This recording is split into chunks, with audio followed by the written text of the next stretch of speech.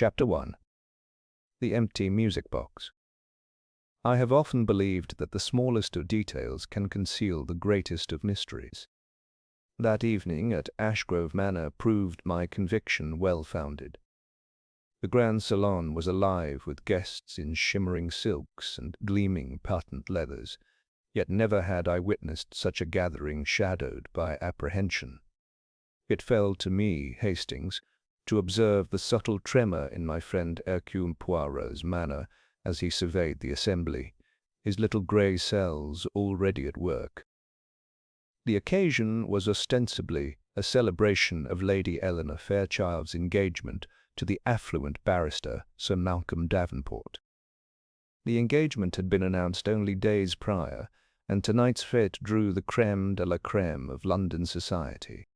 Crystal chandeliers cast their rainbow flickers across gilded mouldings.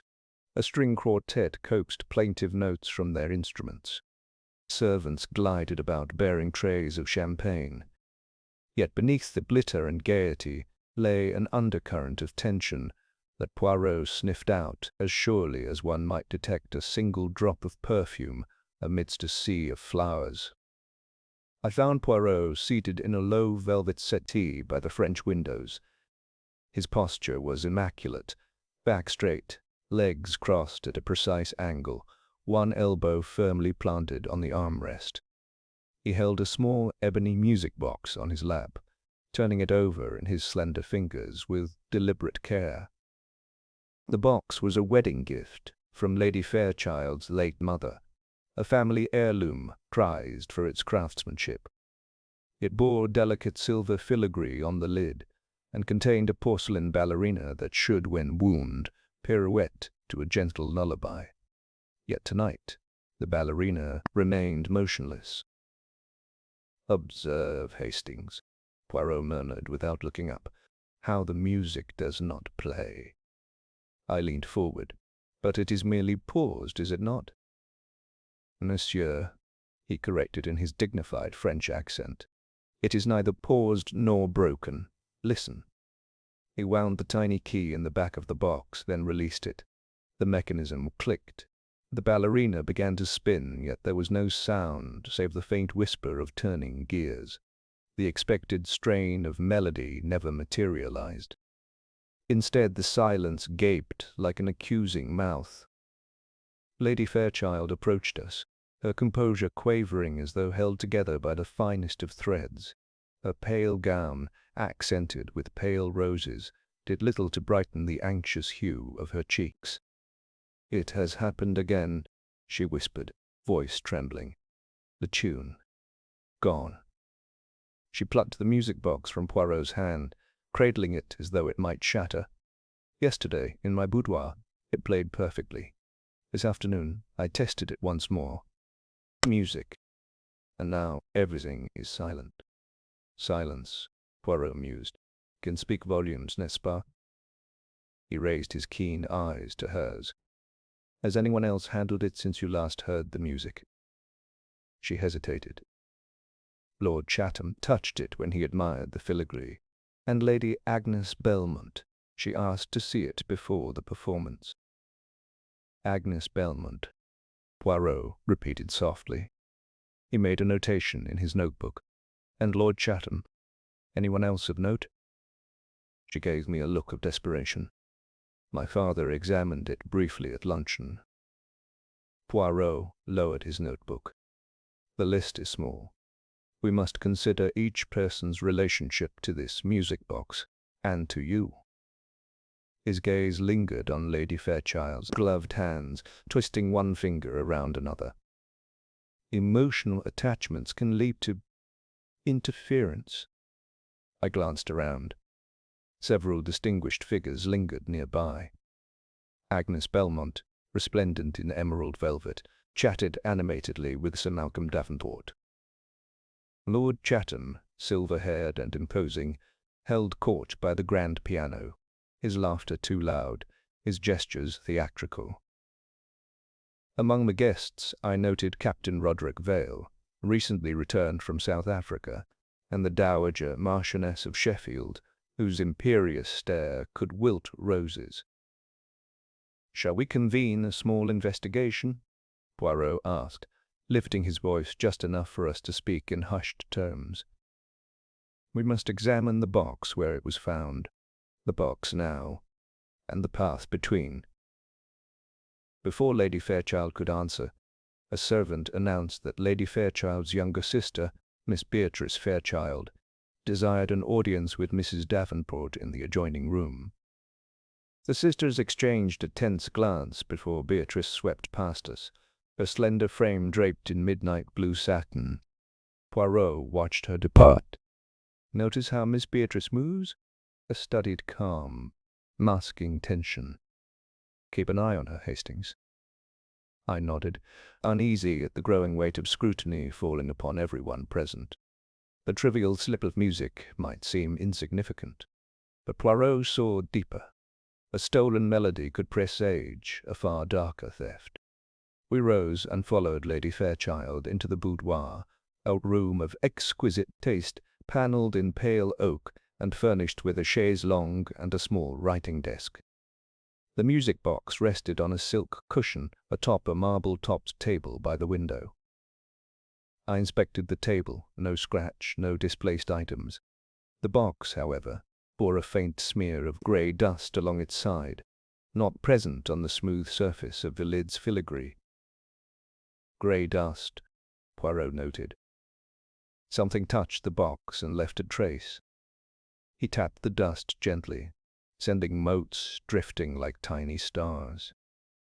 "Perhaps a glove or powder from an elaborate costume." I recalled Lady Agnes's glove box at the edge of the salon. Lady Agnes wore grey kid gloves when she handled it. Poirot's eyes brightened. "Excellent, Hastings. Tell me, have you seen her gloves since?" I shook my head. "I saw her remove a pair after the performance, but I did not note the color then." "A simple question of observation," Poirot murmured. "One we must rectify." He closed the box and tucked it under his arm. "I shall speak with Lady Agnes directly, and then with Lord Chatham and Miss Beatrice. You, mon ami, will accompany me." As we returned to the salon, I could not help but wonder at the seriousness with which Poirot approached what most would deem a mere mechanical failure. Yet I had witnessed his wisdom in small matters. He knew that human nature often hid itself behind insignificant masks. A broken music box, he understood, might conceal jealousy, greed, or revenge. Guests eyed us curiously as we re-entered. Poirot paused by Lady Agnes Belmont, who was engaged in lively banter with Sir Malcolm. She wore her gloves, pale grey silk that matched the dust on the box. "Madame," Poirot said, inclining his head with impeccable courtesy, "might I trouble you to remove your gloves? On the matter of something trivial." His eyes twinkled as he produced the empty box. Agnes's smile faltered. She withdrew her hands slowly, placing the gloves on a nearby table. Poirot held the box inches from her face. "Do you recognize this dust?" She placed her hand on her chest. "Monsieur, I had but admired it. I did not touch more than the lid." "And yet," Poirot replied softly, "the side of the box bears your trace." He tapped the dusty surface. "You touched here. No one else could have reached so discreetly." Her color rose. I only wished to see the craftsmanship up close." "Indeed," Poirot said, "and now we shall see what else may have been taken." He paused, letting silence stretch. "What is missing from this music box?" Agnes's breath caught. "Missing? Nothing." "Ah, but the music," Poirot said. "The melody itself, do you understand?" He clicked the lid. The ballerina spun, but the music remained silent. Agnes shrank back. "Monsieur, please. This is a family treasure."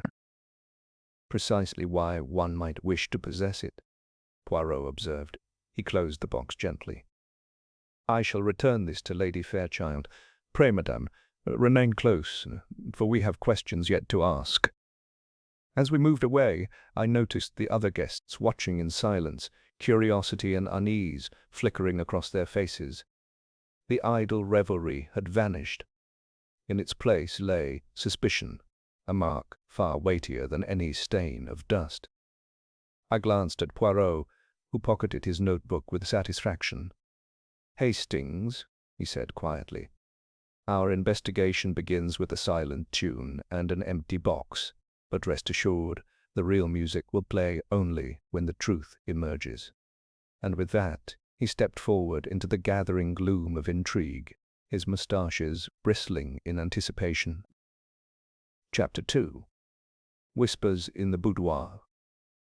The chill of suspicion lingered in the corners of Ashgrove Manor long after Poirot and I returned to the salon.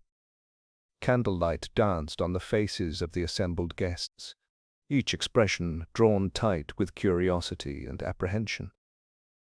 I could sense the shifting alliances, furtive glances cast, hushed murmurs exchanged, and the faint crackle of tension that accompanied every measured movement.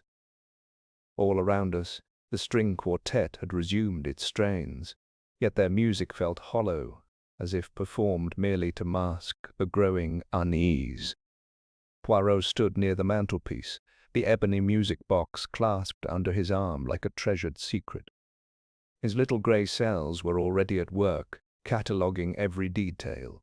The faint dust on the box's side, the precise angle at which Lady Agnes had held her gloves, the slight hesitation in Lady Eleanor's step.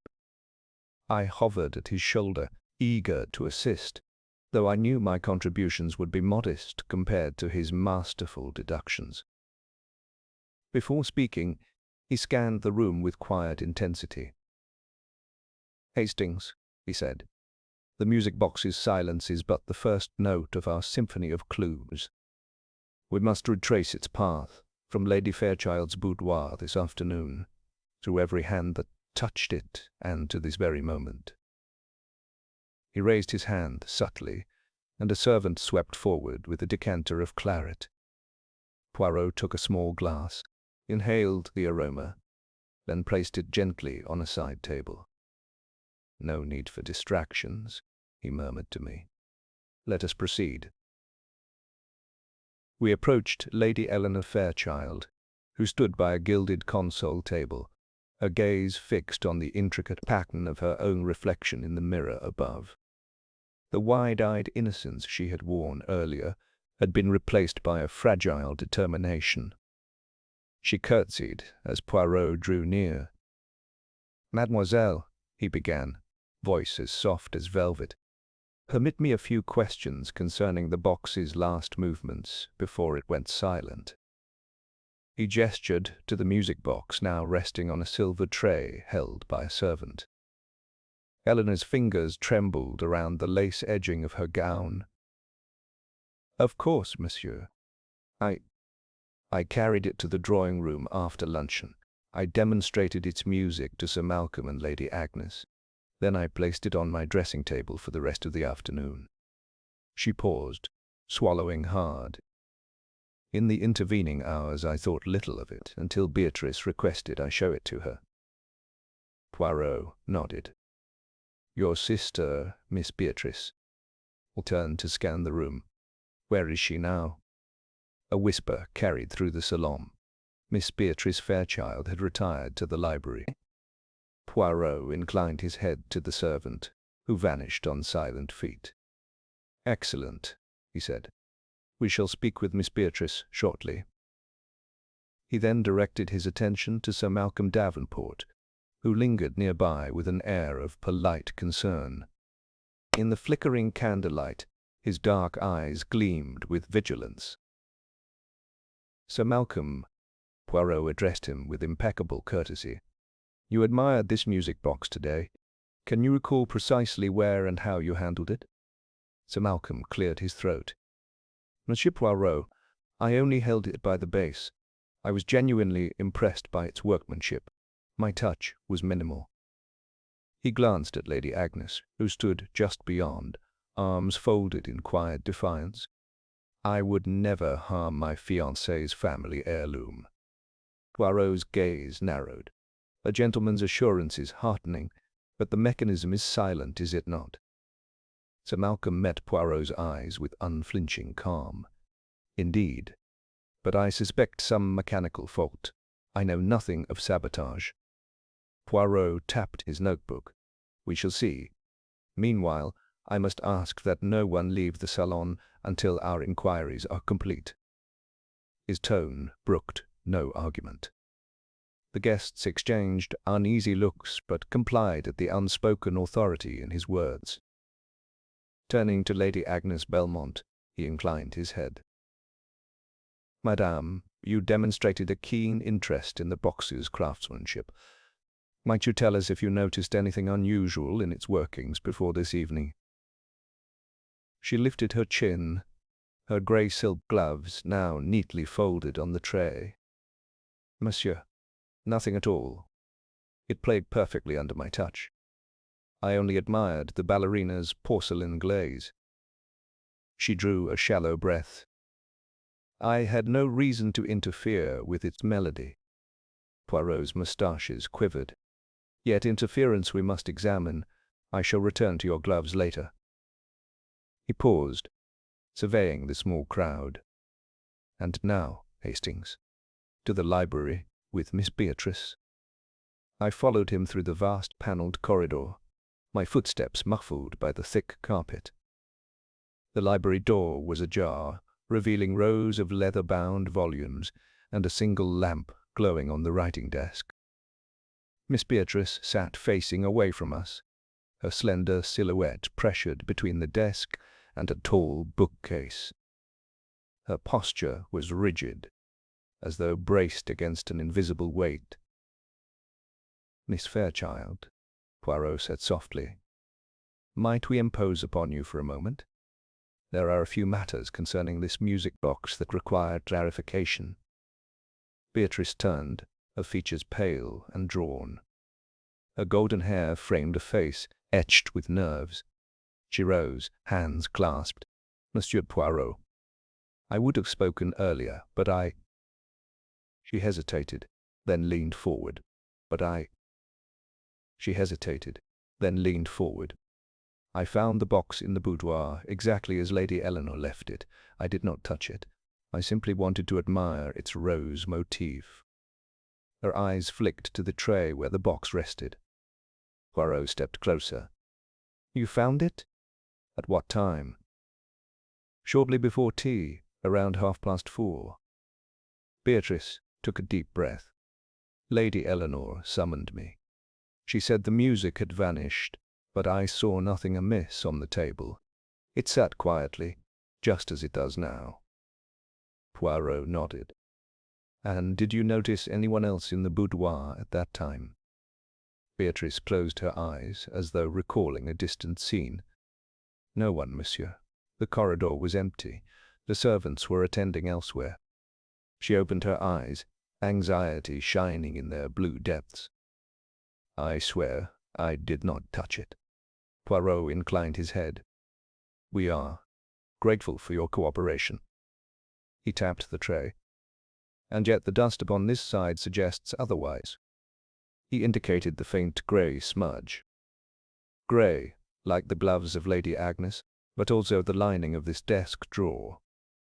He moved to a writing desk inset, opened a shallow drawer, and withdrew a narrow strip of velvet padding stained with similar dust. Beatrice's hand flew to her mouth. But, monsieur, I had nothing to do with that. No, my dear, Poirot said gently, but someone may have used this drawer as a hiding place. He replaced the padding and closed the drawer. We shall return to this desk later. Leaving the library, Poirot's glances flickered as though reading the very air. Back in the salon, he resumed his inspection of the music box, turning it slowly so that each facet of silver filigree caught the lamplight. The hush among the guests was almost tangible, broken only by the measured notes of the quartet as they transitioned into a sad waltz. Mes amis, Poirot announced at last. We have 3 accounts: Lady Eleanor, Sir Malcolm, Lady Agnes, and Miss Beatrice. 3 men and 3 women, each with access, each with incentive, be it curiosity, affection, or opportunity. He held the box aloft. But the melody itself has vanished. A melody is composed of notes, distinct, arranged with purpose. The disappearance of one note can transform a serenade into discord. Eyes turned toward him. "What do you suggest, monsieur?" asked the Dowager Marchioness of Sheffield, her voice as sharp as a hawthorn thorn. "I suggest," Poirot replied, "that we examine not only who held the box, but who stood to gain by its silence." He set the box on the velvet cushion. "Tomorrow, at breakfast, we will continue our inquiries. Tonight, retire with the knowledge that secrets have a way of revealing themselves, if one only listens closely to the silence between the notes." With that, he bowed, and the group dispersed, some to lounge in the salon, others to seek more obvious diversions. Yet none could dismiss the cloud of doubt now hanging over Ashgrove Manor. As I escorted Lady Eleanor back to her rooms, I heard the softest echo of the quartet's waltz trailing down the corridor, a mournful refrain that seemed to mirror the fragile tensions we had unveiled. In that silence between notes, I knew Poirot had found the true opening chord of his investigation, and that the next clue would be discovered by following the echoes in the darkness. Chapter 3. A Circle of Intrigue. The grand drawing-room, once alive with polite laughter and the graceful strains of the string quartet, now thrummed with a taut energy. At Poirot's discreet behest, half the guests had been summoned to this chamber by candles and choral quiet, while the remainder lingered beyond the threshold in the adjoining morning-room. The hush, far more profound than any mechanical silence, wrapped us in an aura of anticipation. It was within this crucible of restraint that Poirot intended to forge the truth. Soft lamplight danced along the gilded cornices as Lady Eleanor Fairchild, still ringed by anxiety, took her place upon a velvet settee beneath a tall portrait of her late mother. To her left stood Sir Malcolm Davenport, his dark eyes shadowed with concern, yet untouched by fear. Opposite, Lady Agnes Belmont sat with perfect poise, her grey silk gloves neatly folded upon her lap. Miss Beatrice Fairchild hovered near the French windows, fingers pressing white lace into their delicate pattern. Lord Chatham, resplendent in evening tailcoat, lingered by the piano, one hand brushing its polished surface as if seeking a note to soothe his restless mind. Poirot moved to the center of the circle, the ebony music box tucked beneath his coat. His posture was impeccable, shoulders squared, spine straight, head held high, yet his eyes flickered with subtle delight. He raised the box, his moustaches quivering with solemnity. "Mes amis," he began, voice measured and calm, "you stand before me as the principal actors in a drama most peculiar. Each of you has held this music box. Each of you has had opportunity. Some held it longer, some but briefly, but all have a potential motive." He paused, letting his gaze rest on each in turn. "Tonight, I ask you to share your stories, for it is in the telling that truths emerge." He first turned to Lord Chatham, the austere patriarch of Ashgrove Manor. His silver hair gleamed in the lamplight, and his expression tightened, as though he braced against the weight of Poirot's scrutiny. "Lord Chatham," Poirot said, "you examined the box at luncheon, yet you are not betrothed to Lady Fairchild. Why did you handle another's heirloom so eagerly?" Chatham inclined his head with aristocratic restraint. "Monsieur, the craftsmanship captivated me. First, I wished only to admire the mother-of-pearl inlay. My daughter, Lady Eleanor, cherishes her late mother's memory. I felt it proper to show respect." He paused, gaze steady. "Certainly no more than courtesy." Poirot noted the faint tremor in his gloved fingers. "Respect," he murmured. "And yet someone who respects a family legacy might also fear its loss." Next, Poirot faced Lady Agnes Belmont. She had been cool and composed during our initial inquiries, yet her posture now suggested calculated ease. Her voice, when she spoke, was soft but unwavering. "Madame," said Poirot, "you wear two things of beauty this evening: a heart untroubled by guilt, and silk gloves of grey that bear the dust upon the box. How do you explain that trace?" Agnes's eyes flicked to her gloves on her lap. She picked them up, caressing the smooth fabric. "Monsieur, I admire beauty wherever it appears. I lifted the lid to behold the ballerina, and in doing so, displaced minute particles of dust. I had no motive beyond admiration." "Admiration," Poirot echoed. "Yet we must consider that admiration can shade into desire, especially for objects so rare." He lowered his voice. "And when desire blooms, one may silence the music forever." A ripple of unease passed through the circle. Sir Malcolm Davenport, previously silent, stepped forward. His posture was open, his tone earnest. "Monsieur Poirot," he said, "my devotion to Lady Eleanor is no secret. I handled the box to demonstrate esteem for her family's history. I swear I would not harm that which she holds dear." Poirot inclined his head, conceding poise, but withholding judgment. A gentleman's love is admirable, and yet passions can drive one to extreme measures, especially when inheritance and social standing are at stake. Miss Beatrice Fairchild fidgeted, her young face flushing. She raised a slender hand. "Monsieur, I swear I did not touch the box that afternoon. I only wished to comfort my sister when she panicked." She glanced at her sister, whose shoulders quivered imperceptibly. "I saw Lady Eleanor's distress and offered to retrieve it, from her table to here, but I did not wind it, nor did I move any part of it." Poirot allowed a brief nod. "Very well. But you found this drawer," he indicated the hidden compartment in the writing desk, "prepared to conceal the music box or its contents. Can you explain that?" Beatrice swallowed hard. "Sir Malcolm and I discovered a second mattress beneath my sister's bed last week. I tried to tell Eleanor, but she dismissed it. I thought someone might stow items there. I tested the drawer for her safety." Her eyes gleamed with earnest fear. "Monsieur, I only wished to protect her." The Dowager Marchioness of Sheffield, who had remained silent until now, interjected with a crisp, authoritative voice. "We tread on delicate ground.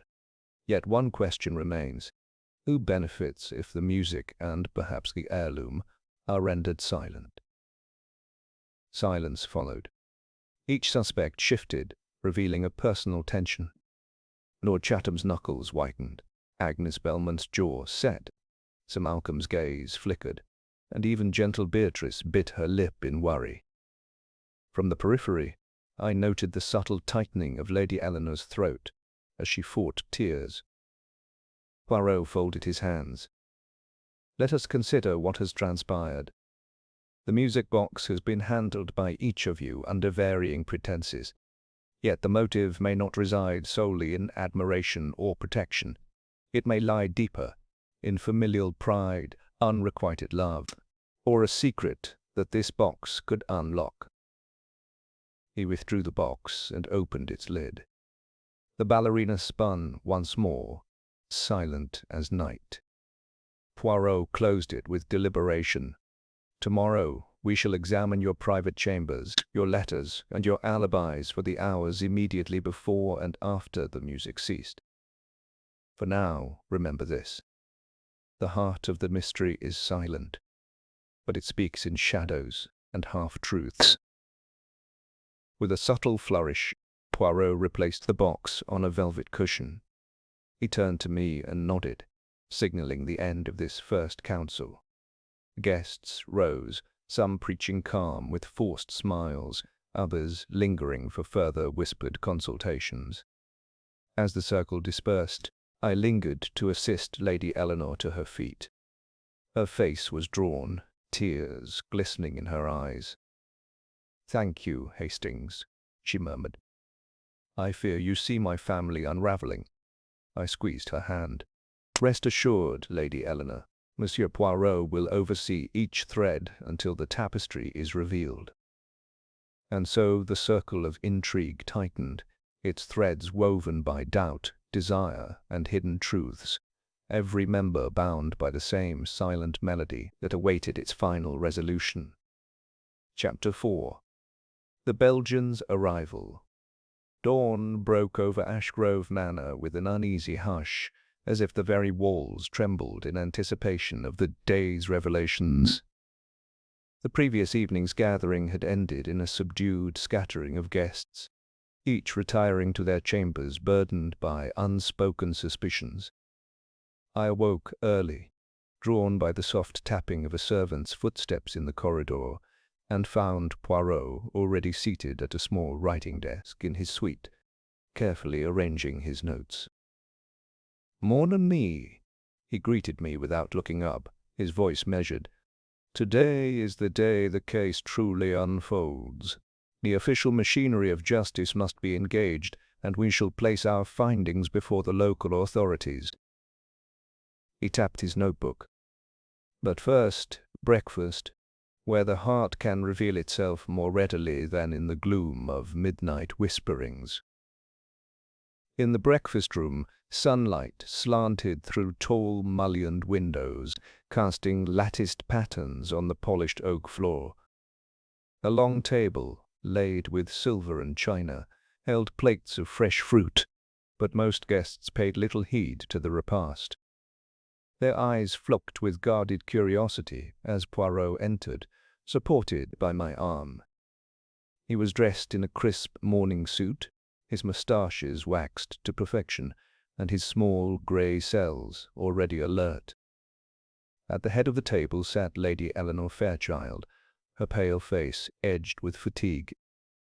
To her right, Sir Malcolm Davenport stirred his tea with precise strokes. Lady Agnes Belmont stood by the sideboard, selecting a croissant with deliberate care. Miss Beatrice hovered near her sister, while Lord Chatham presided at the foot of the table, his expression stern beneath his silver eyebrows. Even the Dowager Marchioness of Sheffield had deigned to attend, her hawk-like gaze sweeping the room. Poirot paused in the doorway, sweeping the assemblage with a practiced glance. The table fell silent. Spoons halted mid-stir. I sensed the collective holding of breath, as though each guest awaited his first pronouncement. "Monsieur Poirot," intoned a firm voice from the far end, "you have my attention." Inspector Doyle of the Berkshire Constabulary rose from his chair, a portly figure in dark uniform. His crisp moustache twitched as he studied Poirot. "I trust your deductions are as accurate as your reputation suggests." Poirot inclined his head gravely. "Inspector, I thank you for your courtesy. This case, though seemingly trivial, a silent music box, conceals deeper motives. I propose we combine our efforts." He gestured to the vacant chair beside him. "May I sit?" Doyle moved to yield the seat, though his posture betrayed mild reluctance. "By all means." He sat stiffly. Poirot placed his napkin neatly on his lap, producing from under his coat the ebony music box. He set it before him with ceremonious care. "I wish to present the facts as they stand." He opened the lid. The porcelain ballerina pirouetted silently. "Note the absence of melody. Gentlemen, ladies, this is not mere mechanical failure. It is a deliberate silencing." A murmur rippled through the table. Sir Malcolm cleared his throat. But how can one silence such a mechanism without leaving obvious signs? Surely physical damage would be evident. Poirot's eyes glinted. Ah, but consider a mechanism so delicate that a tiny relocation of one internal cog, or the insertion of a minute wafer of dust, could render it mute. The culprit need not break the box, merely displace its harmony. He tapped the tray. Observe also the smudge of grey dust on its side. He lifted a finger. This dust belongs to a glove, yes, but also to the lining of a secret drawer. He lifted the corner of his napkin to reveal a small strip of fabric marked by similar dust, a fragment recovered from Miss Beatrice's writing desk. Miss Beatrice gasped. Monsieur, I told you I found that drawer in case someone hid something dangerous there. I would never harm the music box. Poirot nodded. Your intentions may be pure, but your action places you at the scene of the box's concealment. Nonetheless, I shall hear your explanation once more under oath. He closed the box with a quiet click. Inspector, I suggest we hear from each party in turn, starting with Sir Malcolm. Doyle scribbled notes, but offered no objection. Very well, Poirot. Sir Malcolm, you believed the box's failure mechanical. Do you maintain that stance? Sir Malcolm swallowed and sat up. Yes, I have no reason to tamper with the music box. My interest was purely out of respect for my fiancée's heritage.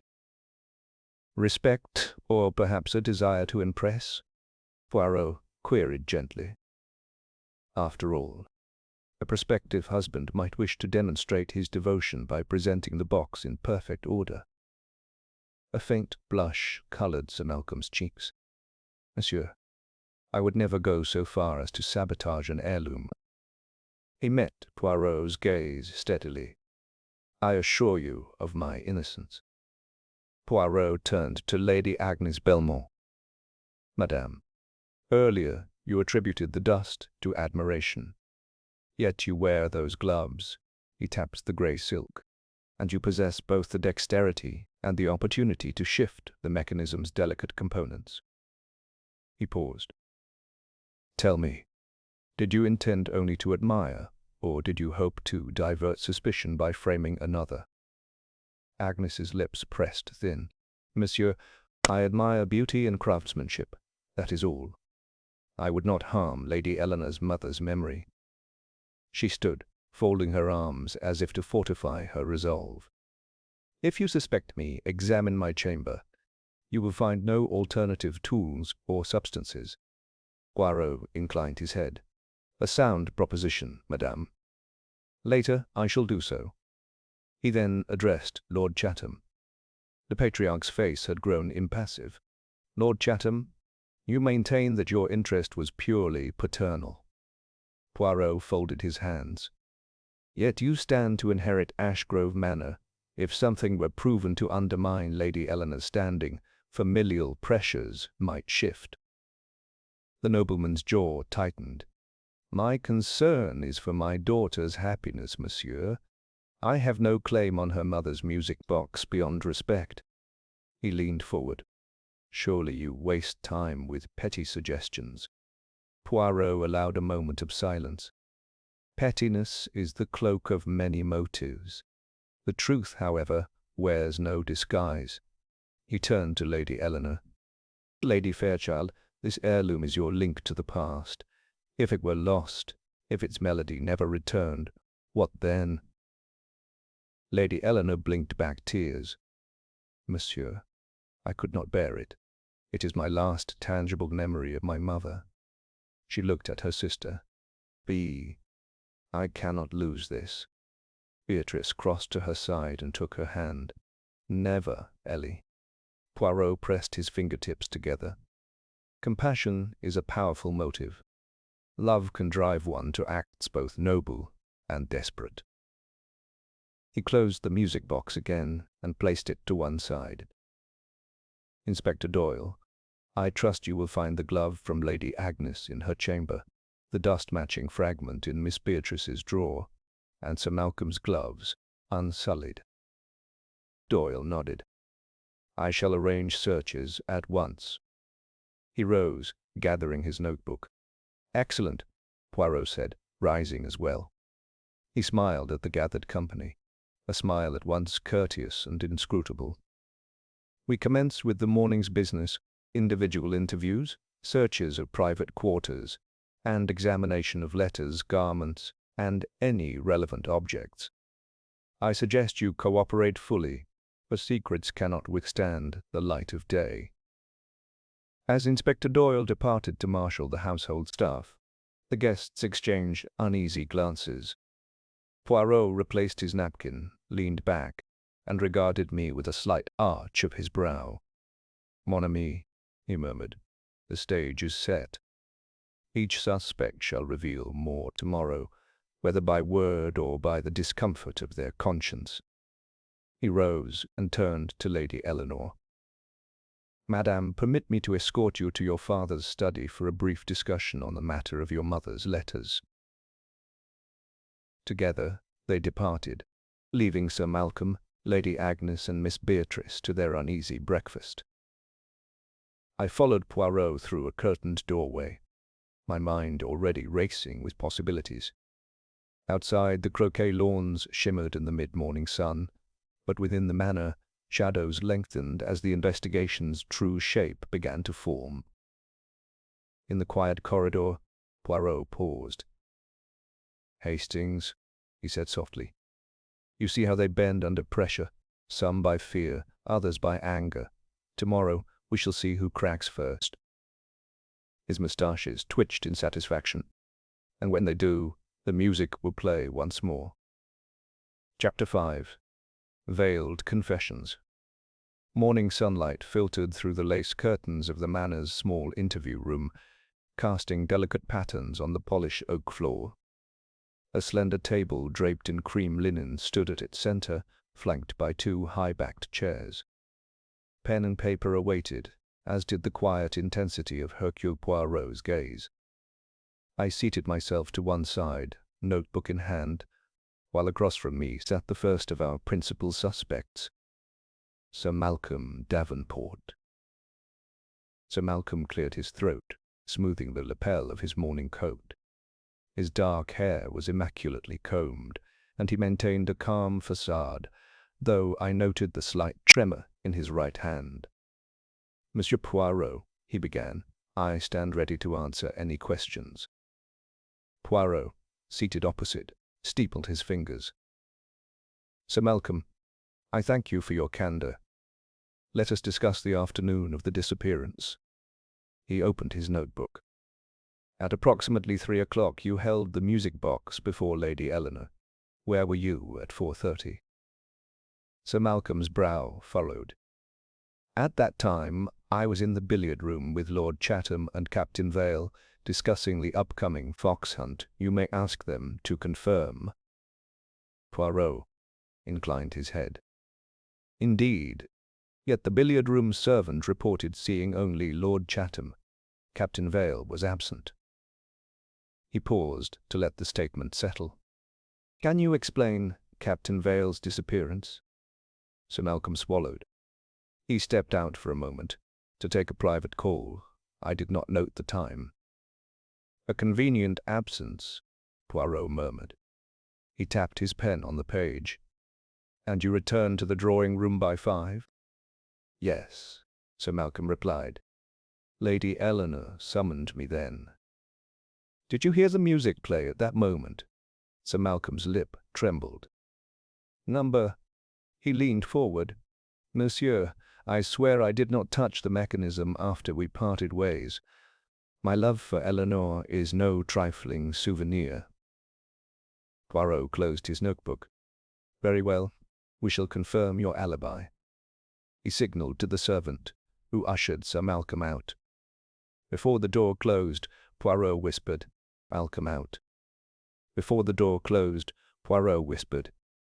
Note his hesitation on Captain Vale, and his genuine distress at the lack of music. As Sir Malcolm departed, Poirot gestured to the vacant chair. Next, Lady Agnes Belmont. The servant returned with Lady Agnes, who smoothed her grey silk gloves with a practised air. She seated herself, crossing one leg over the other. "Madame," Poirot began, "you graciously volunteered your gloves for examination." He opened a small case, revealing a folded pair of Lady Agnes's gloves. "Note is here. Traces of chalky residue along the seams. From what substance, might you say?" Agnes's lips parted in surprise. "Chalk, monsieur? I might have brushed my gloves on the stone balustrade of the terrace yesterday." She offered a thin smile. "That is all." Poirot's eyes narrowed. "The only balustrade dust I have seen is in the boathouse. You walked the grounds at dawn, did you not?" Agnes's composure faltered. I took a stroll, yes." She placed her gloved hands flat on the table. "But what has that to do with the music box?" "Everything," Poirot intoned. "Chalk dust can be used to disable a delicate spring. By inserting fine particles, one can disrupt the very mechanism that produces melody. Tell me, madame, did you wish to render the box silent?" Agnes drew in her breath. "Monsieur, I admired its beauty. I would not harm it." She met Poirot's gaze defiantly. "If I desired its silence, I would have no need for such subterfuge." "Perhaps not," Poirot allowed. "Yet those with the skill to meddle may also employ misdirection. Your relationship with Lady Eleanor has known strains. Her engagement enters realms of wealth and influence you once hoped to share." Agnes's eyes flickered. "You insinuate I am jealous. I will not dignify that with a response." Poirot closed his notebook. "As you wish, madame." He signaled her departure. As she swept from the room, her composure unruffled, Poirot murmured to me, "Observe the precision of her denial, and the delicate evidence of chalk. We shall revisit the terrace at dusk." Our third interview brought us to the sunny window, where Miss Beatrice Fairchild waited, gripping a handkerchief. Her face was pale, her posture uneasy. "Miss Fairchild," Poirot began kindly, "you found the box in the boudoir as described. Yet the dust on this strip," he held the recovered velvet, "matches the cupboards in your sister's room." He tapped the fragment.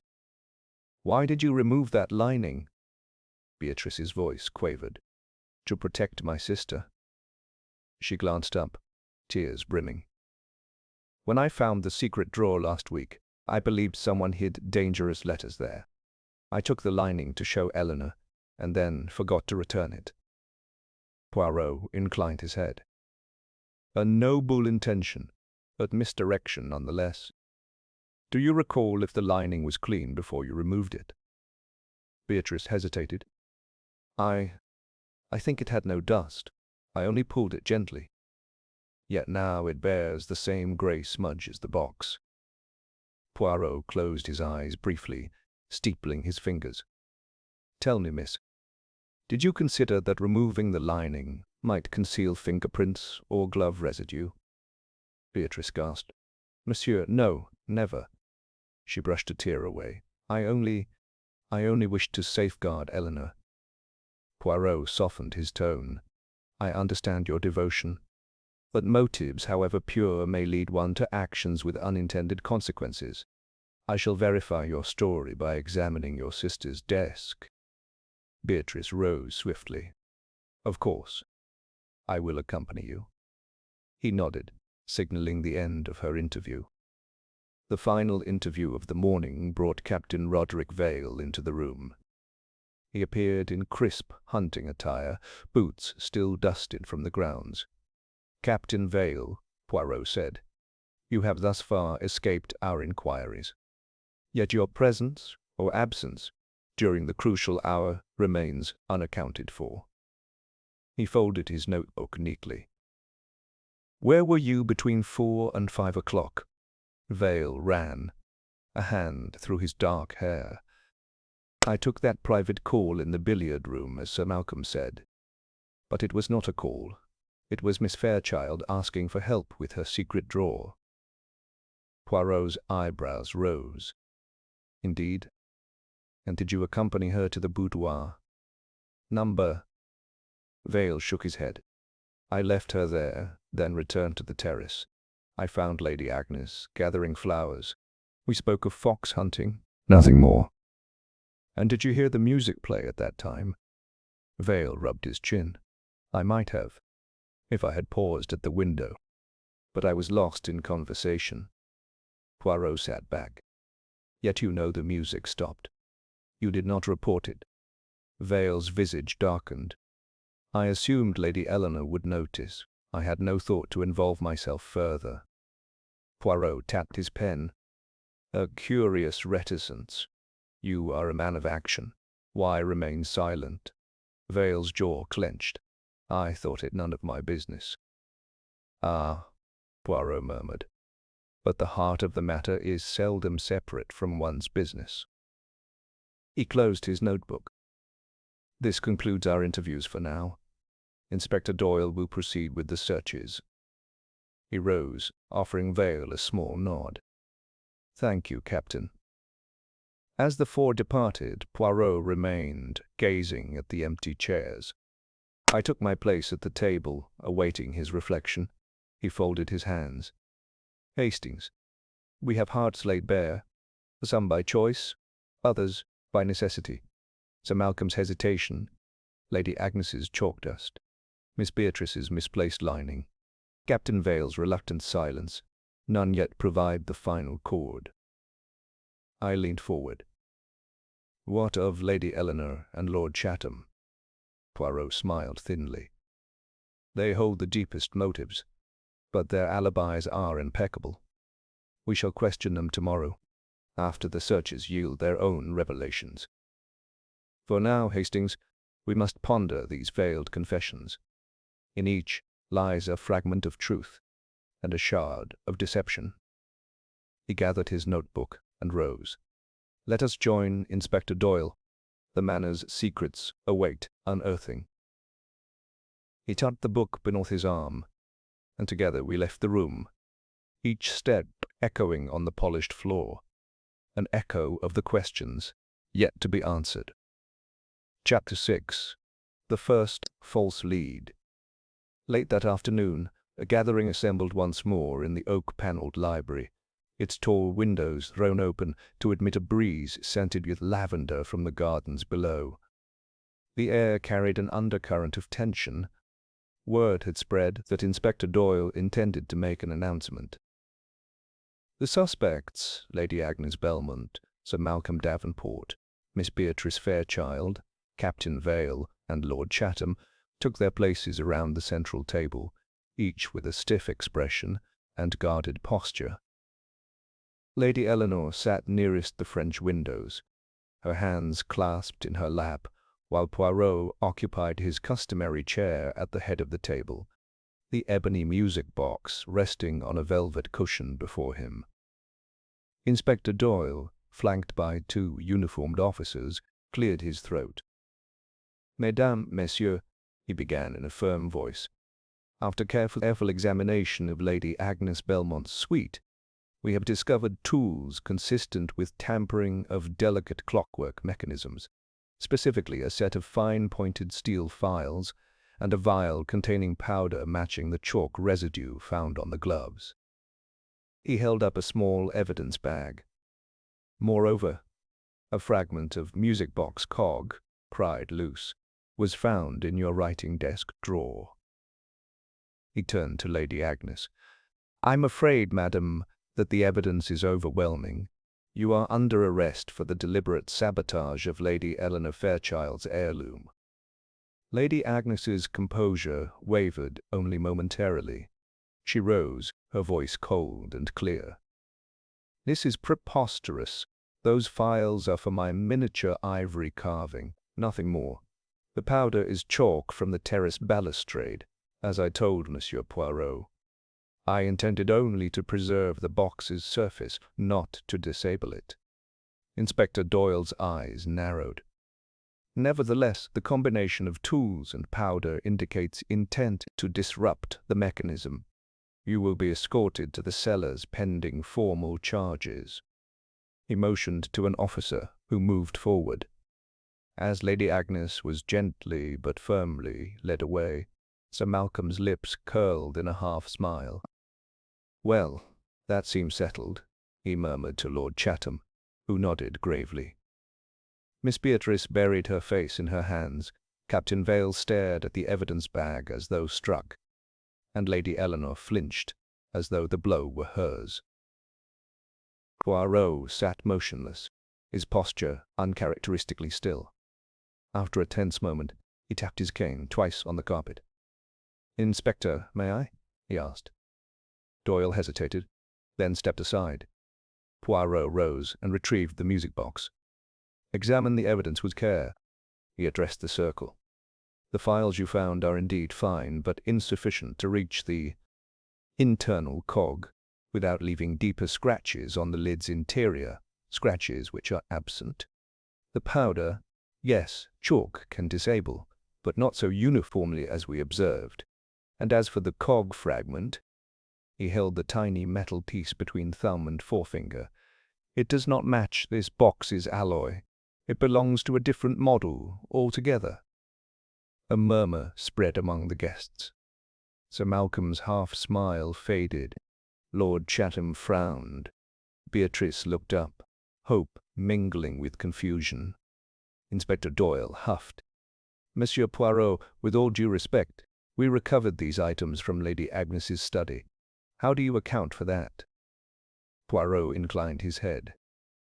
"Ah, but in matters of shadows, one must discern between placement and planting.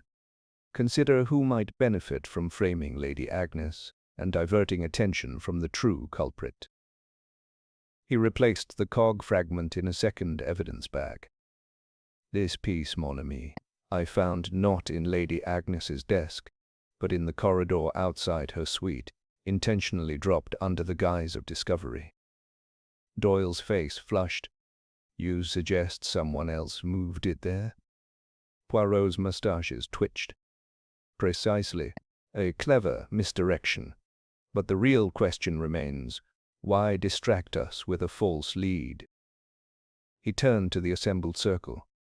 "A murderer knows that the heat of suspicion must be redirected.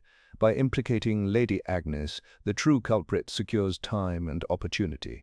Meanwhile, each of you becomes more anxious, more likely to betray yourselves." Sir Malcolm shifted uncomfortably. "Your point being?" Poirot's gaze swept the room. "That our culprit is cleverer than a mere saboteur. They are a strategist who stages missteps to conceal their own path. We must ask, who among you stands to gain most by Lady Agnes's removal from this inquiry?" Lord Chatham cleared his throat. "But Lady Agnes had no known conflict with my daughter." He glanced at Lady Eleanor, whose eyes glistened. "Thus, the motive seems weak." Poirot nodded. "Exactly why she would be chosen as bait. A weak motive ensures everyone believes her incapable. Meanwhile, the true motive, far more compelling, lurks unseen." Inspector Doyle crossed his arms. "Monsieur Poirot, you seem to exonerate Lady Agnes, but on what positive evidence?" Poirot placed a steady hand on the box. "On the harmony of details. The minute cog fragment mismatches our box, chalk distribution is too even, and the files could not reach the internal workings. Moreover, Lady Agnes's temperament, though poised, lacks the desperation one would expect of someone seeking to destroy a cherished heirloom." He met Lady Eleanor's gaze. "Your grief for your mother's memory runs deeper than a daughter's affection. But who among you carries a deeper grievance or a secret so shameful that silent sabotage is your only recourse?" The room fell silent, each guest wrestling with the implication. Poirot stepped closer to the inspector. "Continue your searches, but widen your scope. question alibis from new angles, and above all, guard against false notes. Inspector Doyle gave a curt nod. "Very well, Poirot. I will order renewed investigations." He turned on his heel and left, officers at his side. As the door closed, the remaining guests exhaled collectively. Sir Malcolm descended into a chair, fingers tapping. Miss Beatrice clutched her sister's hand. Captain Vale ran a hand through his hair. Lord Chatham stared at the carpet, deep in thought. Poirot replaced the music box on its cushion, then addressed the group. "Mes amis, we have survived the first false lead. Permit yourselves to breathe, but only for a moment. Our investigation is far from complete. The true culprit, under less suspicion, moves freely among you." He paused, letting the gravity sink in. "Remain vigilant, and trust no silence, for silence itself may speak louder than confession." Returning the suspects to their uneasy vigilance, Poirot and I slipped from the library. Outside, the sun dipped low, casting long shadows across the lawn. I glanced at Poirot, whose eyes shone with the thrill of the chase. "Hastings," he said, "the first false lead has been struck down, but the real melody plays on, subtler, more intricate. We must listen ever more closely." He paused, then added with a grin, "For in this concerto of deception, the final movement is yet to come." Chapter 7. The Psychological Game. Late that afternoon, Poirot summoned the remaining principal characters to the conservatory, a long, light-filled room alcoved with palms and ferns, its glass walls framing the fading sun over Ashgrove's gardens. The air was thick with the scent of peat from the fern beds, and the faint whir of insects beyond the panes. The suspects found their seats at a wrought-iron table, strewn with porcelain teacups. Inspector Doyle had withdrawn to coordinate the renewed searches. This was Poirot's private arena. I settled beside my friend, allowing him to take center stage. He looked every bit the master conductor, his waxed moustaches bristling in anticipation. Across from him sat Sir Malcolm Davenport, hands white-knuckled around his teacup. Next to Malcolm, Captain Vale leaned forward, jaw clenched. Miss Beatrice Fairchild's eyes darted between us and the sunlit glass. Lord Chatham stood behind his daughter, arms crossed. Lady Eleanor hovered near her sister, her face pale but resolute. Poirot tapped the music box. A small, melodious ping echoed in the hush. "Mes amis," he began, voice smooth. "We have seen the shadows of false leads and the shape of distraction. Now I propose a different approach. A game of words and reactions, a psychological court in which each of you unknowingly reveals a truth by how you respond to suggestion." He stood and lit a cigarette in an ebony holder. "Allow me to propose 3 hypothetical scenarios." He exhaled a thin plume of smoke. "Simply listen, then reflect your thoughts honestly." He turned first to Sir Malcolm. "Imagine, sir, that you discover the music box unscrewable, its workings exposed. You could remove the entire mechanism and replace it later. Would you be inclined to do so if you believed it might protect someone from blame?"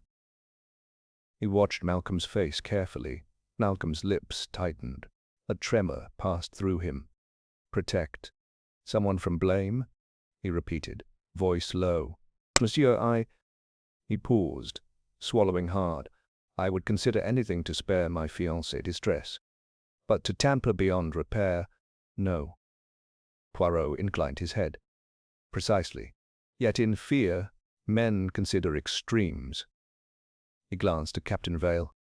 "Captain, suppose you overheard a private quarrel between 2 of your companions, words that hinted at desperation. Would you report it, or use it as leverage in future conversation?" Vale's jaw clenched. its posture stiffening. "I would report it," Vale answered quickly. "I serve justice, Monsieur Poirot." His eyes narrowed. "Not blackmail." Poirot smiled thinly. "Indeed. Yet one who fears public shame might choose blackmail." He turned to Miss Beatrice. "Mademoiselle, imagine you found a letter in this box, one that could ruin a family's reputation. Would you burn it, show it to all, or send it to the authorities?"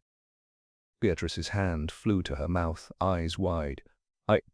I would destroy it," she whispered, "if it saved my sister pain." Her cheeks glowed.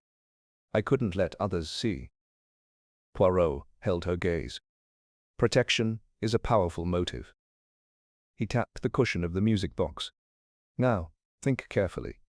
Which of these actions requires the greatest capacity for deception?"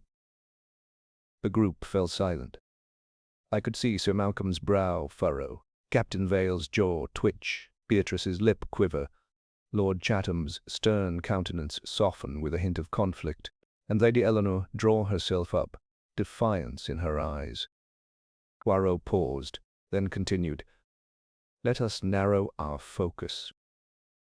Sir Malcolm, if your love for Lady Eleanor could lead you to safeguard her, even to the point of misdirection, tell me, would you sacrifice another's peace to do so?" Malcolm's voice wavered. "No, at least I would hope not." He let the question hang, unable to complete it. A faint sheen of sweat appeared on his brow. Poirot shifted to Vale. "Captain, if preserving your own reputation required silence, to hold back an observation, would you?" Vale sank back, face pale. I pride myself on honesty." He rubbed his temple. "But the world is not so simple." Poirot's eyes glowed. "Honesty is a luxury few afford themselves when desperate." He set down his cigarette and leaned forward. "Lord Chatham, you, as patriarch, guard your daughter's future. If you believed her engagement might falter through scandal, might you engineer a minor calamity, one that distracts everyone and buys time?" The nobleman's face hardened. "I would not play such games with my daughter's happiness." His voice cracked. "I love her too much." Poirot's moustaches twitched. "Love, yes, but love can be possessive." He turned to Lady Eleanor. "And you, my dear, if a secret in this music box threatened to shatter your peace, might you orchestrate silence to guard your memory of your mother?" Her lips trembled. "Monsieur, I would do anything to honor her memory. But I would not harm the box itself." She looked at her sister. "Beatrice, you know me." Beatrice nodded, tears pooling in her eyes. "Ellie would never." She buried her face in her hands. Poirot rose, placing a calming hand on Eleanor's shoulder. "Comfort, protection, reputation. Each of you shoulders burdens that could drive you to rash acts. But those who plan a misdirection, a false lead, are not merely desperate. They are masters of control." He paced slowly. "You see, Hastings, the true criminal among them will not flinch under an accusation of desperation. They will smile, poised, assured." He stopped beside the table. "And yet I observed one person whose reaction was not of fear or anger, but of relief." I watched the group closely. Every face betrayed varying degrees of tension. Only Sir Malcolm's shoulders had visibly slumped when confronted with the idea of false implication. An admission, perhaps, that he had hoped to divert suspicion. Poirot dropped his voice. "Sir Malcolm, when I suggested you might frame Lady Agnes by planting evidence, you did not deny the possibility outright. Instead, you considered it." He fixed Malcolm with a steady gaze. "Tell me, sir, was that a moment of honest reflection or a flicker of your own plan?" Malcolm's eyes widened, a flush creeping up his neck. "Monsieur, He swallowed, then straightened. "You wound me. I'd only thought to draw your attention to a plausible scenario." His voice quavered. "I did not mean—" Beatrice made a small sound of distress. Lady Eleanor stood. "Malcolm, don't—" She hesitated, looking to Poirot. "What does this mean?" Poirot raised a single finger. "Patience, mes amis. The game is not yet complete." Observe Sir Malcolm's discomfort. He balked at the notion of implicating another without denying its utility. Contrast that with Captain Vale, who recoiled from the idea entirely, and Miss Beatrice, who responded with protective anguish. Each reaction maps to motive, but the final measure is consistency under pressure. He faced Sir Malcolm squarely. "Tomorrow I shall examine your private letters and diaries. If you contemplated misdirection, I will find ink stains, mental reservations, anything that betrays intention." He stepped back, closing the brief performance. "For now, reflect upon our little exercise. The psychology of deception is the key to opening the door." With that, Poirot gave a slight bow, signaling the end of this game. As the guests rose, Sir Malcolm lingered, face ashen. Captain Vale strode stiffly out. Beatrice fled to her sister. Lord Chatham escorted Eleanor away. Only I remained with Poirot. He closed the music box gently. "Hastings, see how they wear their truths on their countenances. The one whose mask flickered between relief and anticipation is our man." He tapped the lid. "I believe the next note in our symphony will be written in his own handwriting." He smiled grimly. "And when he realizes he is caught," he smiled grimly, "and when he realizes he is caught, the crescendo will be spectacular." As we left the conservatory, I marveled at Poirot's deft manipulation of human emotion. In the psychology of the game, the greatest trap was the suspect's own mind, and Poirot was master of setting it. Chapter 8. A Secondary Mystery. That evening, as the household gathered for dinner in the candle-lit dining hall, a fresh cloud of unease settled over Ashgrove Manor. The atmosphere, once merely tense, had grown electric, each guest's furtive glance laden with the weight of unspoken fears. Just as the first course arrived, cream of celery soup in fine porcelain bowls, a sharp cry rang from the rear gallery. The clatter of silver forks ceased, and all turned toward the sound.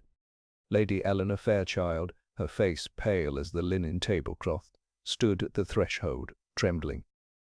In her hand she held a folded sheet of heavy parchment, its edges singed. The document bore her mother's crest in gilded relief. "My mother's will," she whispered hoarsely. "It was in the study safe. Now it's been taken, and this fragment remains." She extended the torn scrap for all to see. A corner was charred, the ink mottled. A gasp ran around the table. Lord Chatham rose, face ashen.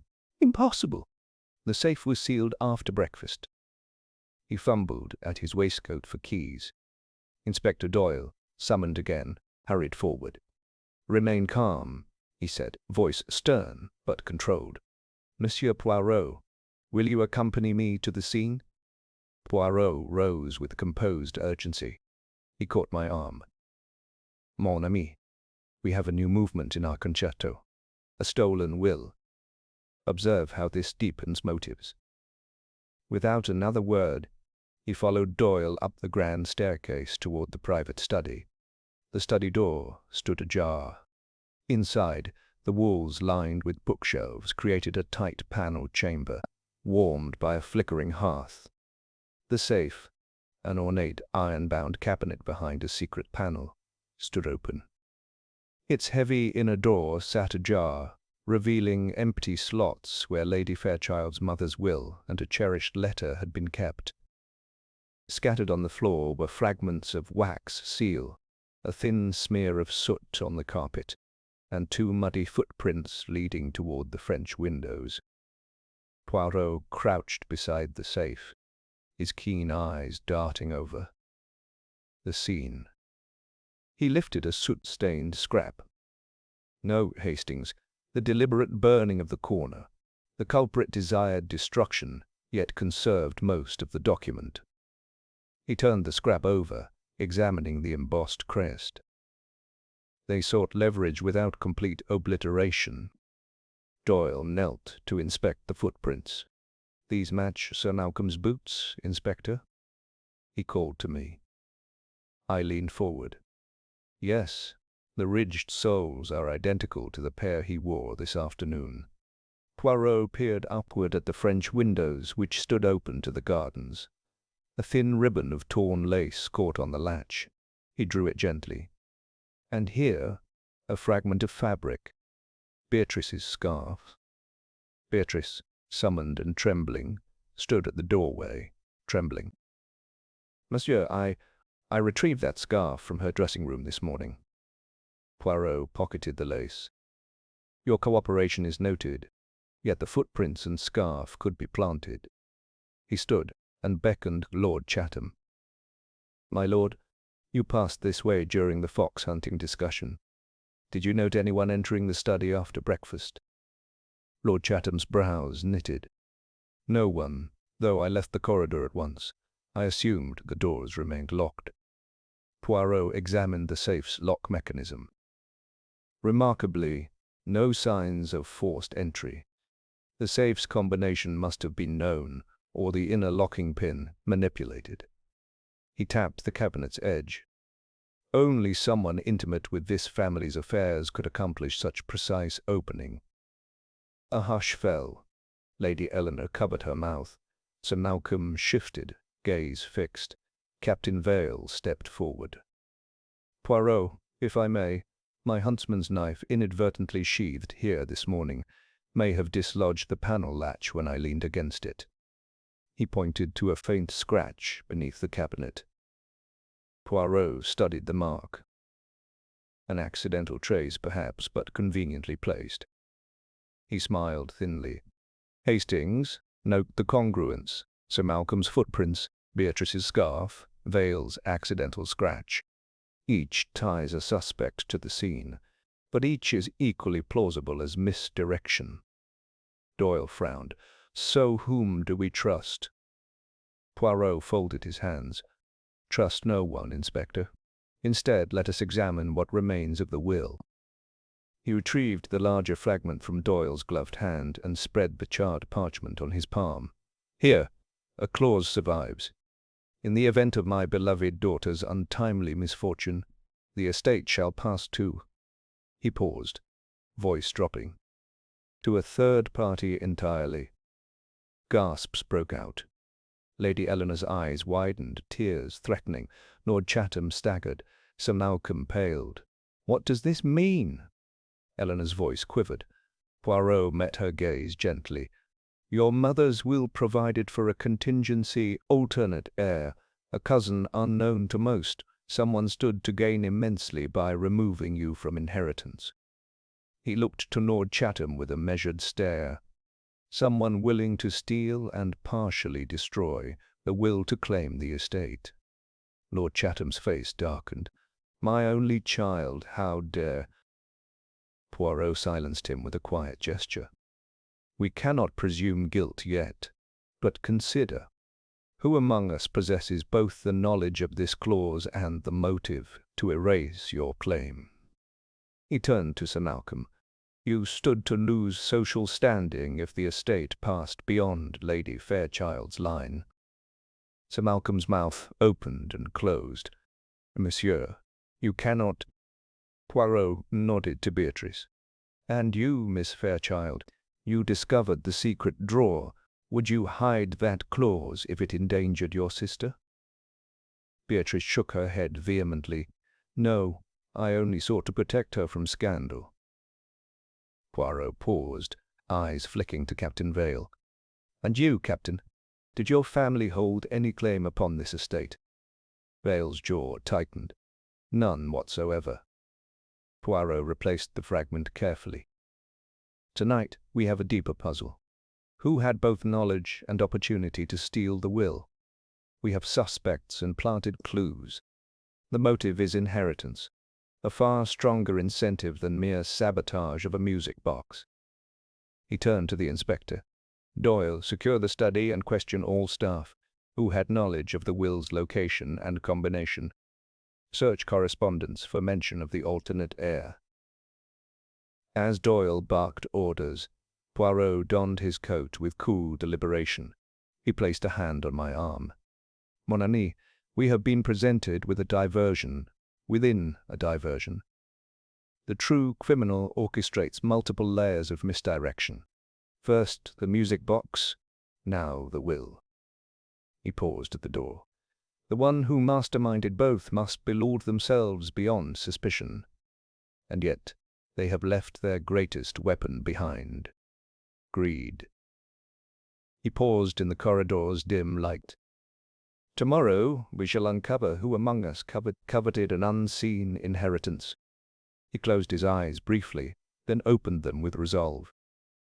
"Until then, Hastings, the game grows infinitely more complex and infinitely more revealing." In that charged silence I realized Poirot's greatest advantage. He did not merely follow clues, he orchestrated them, luring the culprit into revealing the depth of their ambition. And tomorrow the culprit would surely play their hand. Chapter 9. Hidden Connections. The morning air at Ashgrove Manor was crisp with early spring's promise, yet within its walls tension coiled tighter than ever. Word of the missing will had spread through the household like wildfire, and every glance between suspect and servant brimmed with silent accusation. After dawn's massed searches and interviews, Poirot summoned the key figures once more, this time to the Oriel study, a sunlit alcove overlooking the rose garden, its bay windows cushioned with deep velvet seats. Here he intended to unearth the concealed bonds that linked each suspect to the deeper motive of inheritance. I followed him into the chamber, observing how each person entered as if into a tribunal. Lady Eleanor wore a gown of dove grey, her countenance pale but defiant. Sir Malcolm Davenport bowed with courteous restraint, though his eyes betrayed unease. Miss Beatrice lingered at the threshold, clutching the hastily returned lining of her sister's writing desk. Lord Chatham stood near the windows, hands clasped behind his back, while Captain Roderick Vale leaned against the bookcase, arms folded. All seemed to brace themselves against the revelations to come. Poirot closed the door gently and tapped the arm of the nearest velvet seat. "Mes amis," he began in his measured cadence, "we have uncovered the overt machinations, the music box sabotage, and the will's theft. Yet beneath these acts lie webs of relationship and hidden debts. Today we draw these threads into the light." He turned to Lord Chatham. "My lord, you mentioned that your daughter's mother's last wishes included a contingent heir, one unknown to you until recently. When did you first learn of this clause?" Lord Chatham crossed the floor and stood before the fireplace. His voice was low and controlled. "Only upon discovery of the charred fragment last night. My daughter's mother spoke of her cousin, Isabella Fairchild, long estranged from the family. No one here knew of her existence." He bowed his head. "I regret my ignorance." Poirot tipped his head. "And yet you had in your possession letters from your late wife penned to this cousin, indicating her pivotal role in the estate's disposition. Where are those letters now?" The nobleman's face tightened. "I believed them to be in my private safe." He hesitated. "I have not found them since breakfast." "A missing packet of letters," Poirot murmured. "Curious." He tapped his notebook. "Next, Sir Malcolm. You stand to lose the prospect of uniting with Lady Eleanor should the estate pass beyond her line. I have learned you maintain a secret account in London banks, supported by funds not traceable to your law practice. From whom did you receive this money? Sir Malcolm's lips parted, then closed firmly. Monsieur Poirot, my finances are my own concern. He met Poirot's gaze. I would not involve you in personal matters. Poirot's moustaches quivered. In this investigation no matter is too personal. A clandestine account suggests reliance on another, possibly the alternate heir. He paused. Tell us, sir, have you any acquaintance with this cousin, Isabella Fairchild? Sir Malcolm's face paled. Number? His voice shook. No acquaintance, I swear. He swallowed, but his eyes flicked toward Lady Eleanor, as though seeking reassurance. Poirot nodded thoughtfully.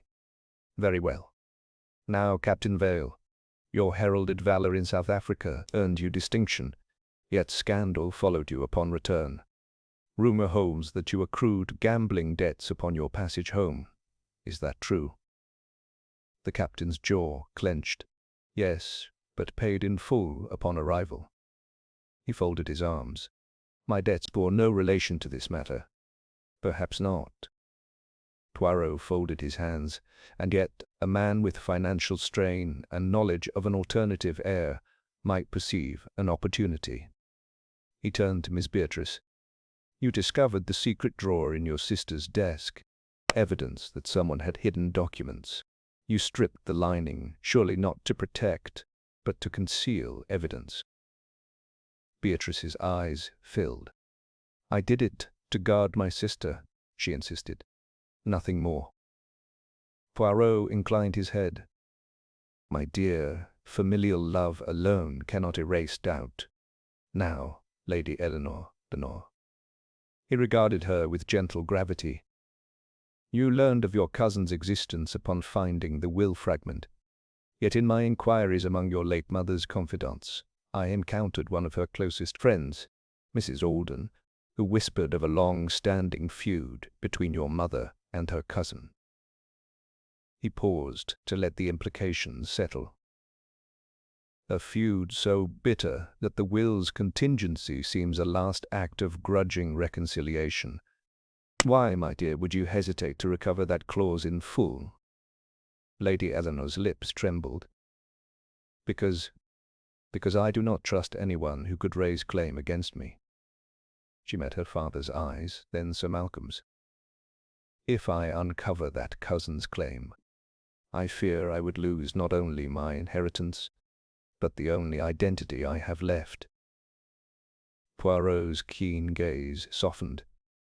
I understand the pain of loss, Lady Eleanor, but fear can lead one to desperate measures. He tapped the velvet cushion. It was you who summoned us to inspect the music box, yet you withheld mention of these letters until now. He regarded her quietly. Why? Eleanor's shoulders sagged. I did not want to burden you all with family secrets. I believed the matter of the music box the greater threat. Poirot nodded once. An understandable misstep, but a misstep that shaped our path. Now let us consider the intersections of your stories. He turned to me. Hastings, bring the ledger of letters and the inspection report. I handed him a small leather-bound notebook and a printed sheet. Poirot flicked through the ledger entries, dates, recipients, postal stamps. Notice how each letter to the cousin ceased 5 years ago, when Captain Vale returned from service abroad. Then, in that same period, Lady Agnes Belmont's name appears as co-signatory on transactions in Sir Malcolm's secret account. He glanced up. Lady Agnes, are you acquainted with Isabella Fairchild? Agnes swallowed. Isabella Fairchild. Number. Poirot's eyes sparkled. Yet your name appears in letters co-signed to that cousin, letters that facilitated transfers of funds. He turned to Sir Malcolm. And you, sir, have those letters in your London safe. But they, too, vanished this morning. He closed the ledger. A triangle, then. Sir Malcolm, Lady Agnes, and this cousin Isabel, all tied by financial correspondence. A murmur rose among the group. Lord Chatham frowned. Captain Vale's eyes narrowed. Beatrice covered her mouth, and Lady Eleanor paled. Poirot held up a hand. "But that is not all." He reached into his coat and produced a small photograph. An image of Isabella Fairchild standing on the deck of a steamship alongside Captain Vale, both smiling. This photograph was tucked into the will's safe beside the missing letters. He pointed. "Did anyone else know of this acquaintance?" Vale's face went ashen. Monsieur, Poirot pressed the photograph into his hand. "You see, friends, Captain Vale and Isabella shared more than war stories. They shared affection. And when Isabel feared her cousin would inherit nothing, she turned to him for assistance, financial and emotional." He paced slowly. "Sir Malcolm financed that association through Lady Agnes, whose glovemaker connections supplied discreet courier services." He turned to Agnes. "Madame?" Agnes's composure collapsed. I only did what I was asked. Sir Malcolm promised me a share when the estate passed to Ellie." Her voice cracked. "He told me Isabel had no other ally." She looked at Sir Malcolm. It was his plan. Sir Malcolm's face hardened, then crumpled. "Yes, it was my plan. I discovered the clause in your mother's letters, Lord Chatham. I could not bear to lose Eleanor, so I enlisted Isabel's help, then used Agnes to handle funds, and Vale to facilitate courier and hiding of documents." He sank into a chair. "I never meant to harm her, only to delay the clause until I could persuade Isabel to renounce her claim." Poirot stood quietly, allowing the confession to unfold. Beatrice rushed to her sister's side, while Lord Chatham's hands shook with fury. Vale bowed his head, guilt in his posture. Poirot raised a hand. "Monsieur Davenport, your motivation arose from love and fear, a potent combination. But misguided love can become coercion. You manipulated letters, funds, and friends, believing yourself a protector rather than a usurper." He turned to the others. "We have uncovered hidden connections, alliances of convenience built on secret correspondence and affection, yet none could withstand the pressure of shade and suspicion." He folded his hands and faced Lord Chatham. "My lord, you may now reclaim your family's legacy, untainted by such machinations." Lord Chatham strode forward, voice trembling with authority. "Inspector Doyle, place Sir Malcolm Davenport under arrest for conspiracy, theft, and fraud." Doyle stepped in, moving to cuff Sir Malcolm. Poirot watched with a small, satisfied smile. I exhaled, the tension in my shoulders easing at last. Poirot turned to me as the group dispersed. "Hastings, note how vital the threads of human relationship are in unveiling the truth. Here, financial necessity, secret affection, and familial love wove a tapestry of deception." He tucked the photograph into his notebook. "Tomorrow we shall address the final act, restoring harmony to the manor." Outside, the sun broke through gathering clouds, as though in approval of justice served. Inside, Ashgrove Manor exhaled, its hidden connections brought to light at last. Chapter 10. Poirot's Secret Clue. Late that afternoon, Poirot beckoned me to join him in the dimly lit schoolroom at the East Wing, a chamber seldom used since children of past generations first learned their letters here. The walls were lined with tall cupboards and a single chalkboard, its surface dusty from disuse. A small round table stood center, upon which the ebony music box and a charred fragment of the will remained from earlier investigations.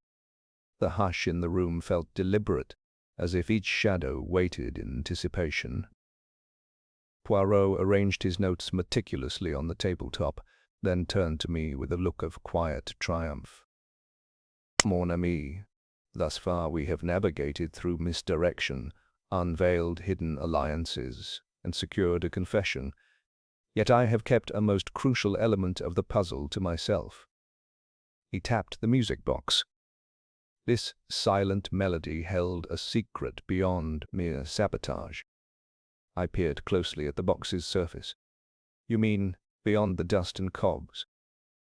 Exactly, he replied, removing the lid and letting the ballerina turn once more in whispered silence.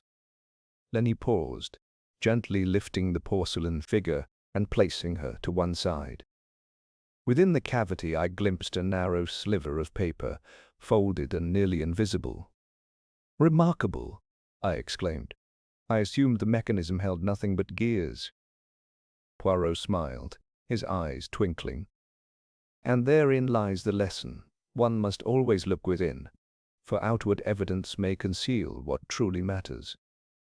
This slip of paper, mon petit Hastings, is my secret clue. He retrieved it with gentle fingers and unfolded it, revealing elegant handwriting in faded ink, Lady Eleanor's own script. I leaned forward, heart quickening. It's a message? He nodded. A letter, indeed, but not from her mother. It is dated 2 months ago and addressed to Captain Vale. I turned it so I might read. My dearest Roderick, I trust you above all. If ever my happiness should be threatened by the will's stipulations, you will know my silent signal. The music box's melody once wound will carry not only a tune, but a cipher for your eyes alone. Await my note. I looked up, astonished. Lady Eleanor? She conspired to send secret signals? Poirot carefully refolded the note and replaced it within the box. Yes, Hastings. She wrote that in fear of losing the estate she believed was rightfully hers, but more importantly, she devised a cipher, an instruction that the music box itself could convey. He paused. A silent code. I frowned. But how would Vale, or anyone, decode that cipher without hearing the music? Poirot tapped his chin. The mechanism, as you know, has pins that correspond to the tune's notes. If one knows which pins produce which notes, one need only map the displacement to letters. He tapped the side of the box. By slightly shifting specific pins, Lady Eleanor could create a pattern, a simple substitution cipher. Each movement equates to a letter or number. He paused, eyes distant. She meant to send a message, denoting that her claim was secure, or that it was at risk. I considered the implications. She intended to use the box for clandestine communication. Someone must have discovered or suspected that, and so sabotaged it to silence her. Precisely, Poirot said, rising to pace the small room. The initial motive for the box's sabotage was not mere envy or theft. It was to prevent her cipher from being used. He paused at the chalkboard. But once they realized how inconspicuous the method, they needed to remove any possibility of secret messages. Then they moved on to the will itself, a heavier hand to secure control. I touched the dusty chalkboard. So our culprit feared both her silent signals and her inheritance. Feared both her silent signals and her inheritance. Exactly, Hastings. Poirot retrieved a length of chalk and scrawled a quick diagram, a simplified music box mechanism with pins labeled A through G. Beside it, he wrote the alphabet in 2 rows. She assigned each pin a letter. By altering pin C's position, she signaled C. Pin F's displacement meant F, and so on. A lengthy message could be sent that way, intentionally or by accident if one knew the key. I nodded, impressed. And Vale, as her confidant, would recognize the pattern instantly. Poirot turned, wiping chalk from his fingers. The question now is, Did Captain Vale discover the cipher on his own, or did someone else learn of it? He eyed me intently.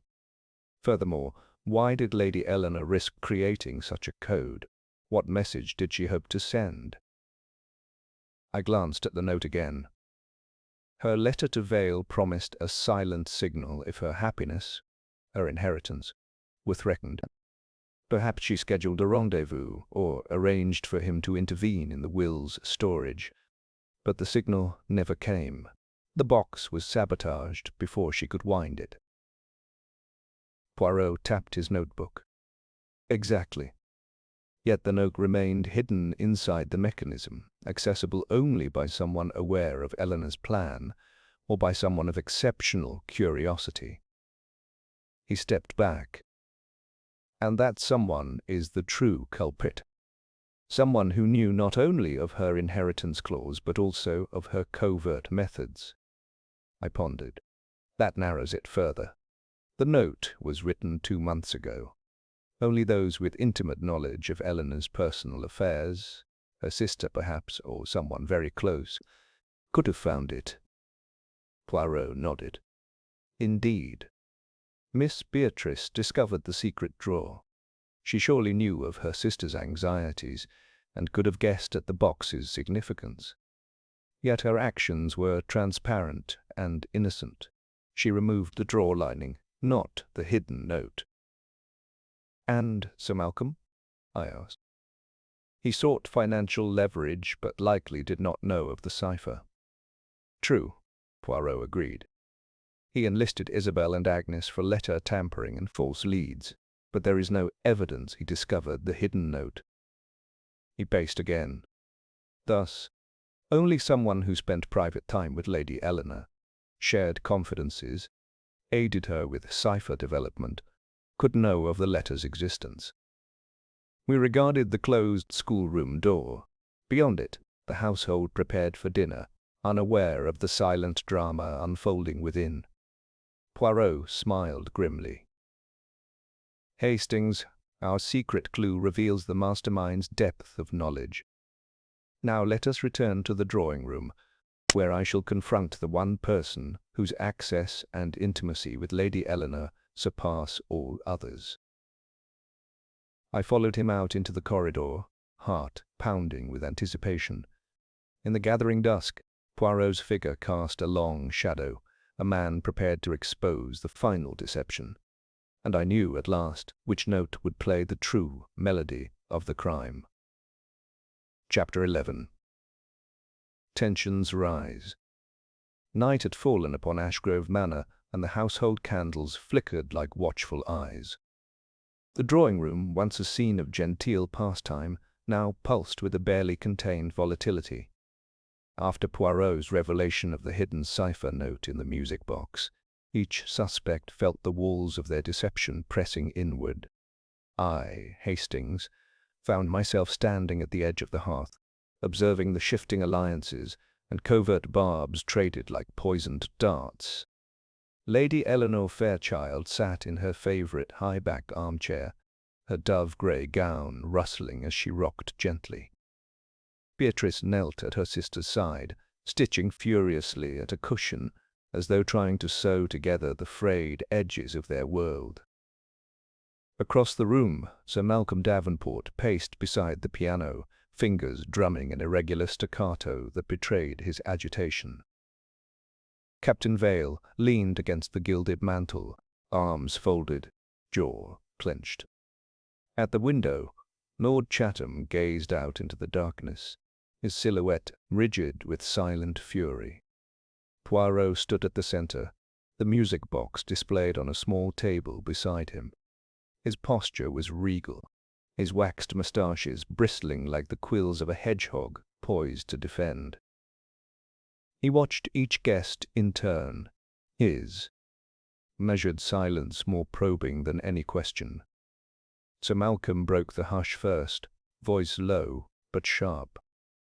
Monsieur Poirot, I must protest this insinuation. I grant you ingenuity, but I cannot abide the suggestion that I violated Lady Eleanor's confidence so flagrantly.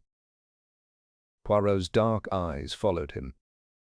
"Monsieur Davenport, you enlisted others to conceal letters and plant evidence. You tampered with this box to silence Lady Fairchild's cipher, acts we have already confronted." He paused, letting the weight of his words settle. "Yet the existence of the hidden note implies someone knew Lady Eleanor's plan intimately. I ask again, who shared those confidences with you?" Sir Malcolm's shoulders stiffened.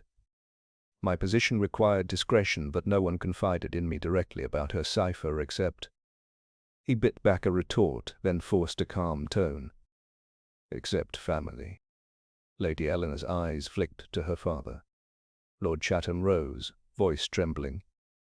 "What implication do you draw, Monsieur Poirot?" Poirot turned to Lord Chatham. "Only that the one person beyond reproach, beyond suspicion, often hides behind the cloak of paternal concern." He let that hang. Beatrice rose, voice quavering. "Papa, you knew of Mother's cousin, and of the will's clause, before any of us. You had the letters in your safe." Lord Chatham's hands clenched. "And what of it?" "I did not know of the cipher. My concern lay with my daughter's welfare." Captain Vale stepped forward. "We speak of knowledge, yet forget opportunity. I spent hours alone in the conservatory with Lady Eleanor discussing fox hunts and family concerns. In that time she revealed only innocuous details." He scowled at Sir Malcolm. "I heard nothing of ciphers in that hour." Lady Agnes Belmont, pale as the wisteria in spring, rose from the sofa. She brushed a strand of hair from her brow and spoke with quiet determination. "You all assume intimacy with Lady Eleanor gave the knowledge. But consider this. Miss Beatrice discovered a secret drawer. She had every chance to learn of the box's hidden capabilities." Beatrice's cheeks flamed. "I took the lining for safekeeping, but I never opened the box." Agnes held her gaze. "Yet you moved silently in corridors, from boudoir to study and back again. You could have accessed the mechanism without others noticing." Beatrice's voice rose. "You conspire against me now, after all I have done to protect Ellie?" Sir Malcolm cut in, his tone brittle. "Enough. This petty blame-shifting serves nothing. The note was discovered by pure chance." He slammed his hand on the piano lid, which emitted a hollow tone. "We waste time pursuing shadows." Poirot raised a slender finger. "On the contrary, this is the moment when shadows become their own truth. Observe, Hastings, how each suspect deflects, accuses, and retreats. The true culprit navigates these currents with calm resolve." He turned to Captain Vale. "Captain, you speak of hours with Lady Eleanor. Yet you arrived soaked from the garden this morning. Muddy footprints in the study. How did you explain those?" Vale's jaw clenched and he looked away. "I slipped in the conservatory door. A trivial misstep." Poirot smiled thinly. "A misstep into a room where the will once lay, and where you had every reason to visit, if you knew of its importance." He faced the group. "Is it surprising that some claim coincidence, while others hasten to blame those least able to defend themselves?" Lord Chatham's cane thumped against the rug. "You discredit us all." Poirot's eyes softened. "No, my lord. I simply expose how desperation bends the truth. Each of you, Sir Malcolm, Captain Vale, Miss Beatrice, Lord Chatham, Lady Agnes, stood to gain or to lose by silencing that cipher or securing the will." He paused. "But only one of you could have combined both precise knowledge of the mechanism and intimate access to Lady Eleanor's confidence." Silence reigned again, heavier than before. In that silence I sensed hearts hammering, breaths catching. Poirot dipped his head. "I shall give you time to reflect on these tensions. Soon we reassemble for final questions. and hearts will reveal their true colors. The guests drifted outward, tension lingering like a storm cloud. Lady Eleanor paused at the doorway, turning back. Her voice was a whisper. "Monsieur Poirot, do you blame me too for creating the cipher?" Poirot placed a gentle hand on her shoulder. "Madame, your ingenuity was born of love, not malice. The blame lies with the one who profited from your trust." She nodded, tears in her eyes, and departed with Beatrice. I followed Poirot as he crossed the room to his chair by the window. He settled himself, folding his hands. "Mon ami, the strands of human passion are tauter now than at any point. Each suspect has shown us something vital. Sir Malcolm's thinly veiled irritation, Vale's shame masked as bravado, Agnes's steely resolve, Beatrice's wounded loyalty, Lord Chatham's paternal fury." He closed his eyes briefly. "Tomorrow, when we gather for the final confrontation, tension will brim until the true culprit can contain it no longer." I nodded. "This crescendo you speak of, soon it will break." Poirot opened his eyes, the faintest smile playing at his lips. "Yes, Hastings. And when it does, we shall witness the final note of our concerto, a note of confession that resonates far louder than any melody." In the hush that followed, the manor seemed to hold its breath, awaiting the storm that would finally reveal the guilty heart. Chapter 12. The Confrontation. That evening, Poirot summoned the remaining principals to the oak-panelled drawing-room, its hearth blazing against the chilled dusk. The firelight danced across polished surfaces and threw their faces into sharp relief, accentuating the strain etched upon each brow. A single mahogany table stood before him, upon which rested the ebony music box and the charred fragment of the will. It was here, under the vigilant flicker of candle flames, that Poirot intended to apply unrelenting psychological pressure and force the guilty party to crack. I took my place near the door, notebook at the ready. Lady Eleanor and Miss Beatrice stood together by the window, their white gowns almost luminous in the lamplight. Captain Vale leaned on the mantel, his jaw set, while Lord Chatham paced before the grand piano. Sir Malcolm Davenport, whose agitation had grown acute since the earlier revelations, sat stiffly in an armchair opposite Poirot. His face was ashen, and beads of sweat glistened on his forehead. Poirot surveyed the assembly with calm precision. "Mes amis," he began, voice soft yet carrying to each corner of the room, "we reach the apex of our investigation. We have examined motives, opened secret drawers, and unearthed hidden correspondences. We have seen how the will was partially destroyed, how the music box was rendered silent, and how a cipher was concealed for clandestine signals. Tonight, we confront the one soul whose illusions of secrecy have led to both crimes." He paused, letting the weight of his words settle like powder over the room.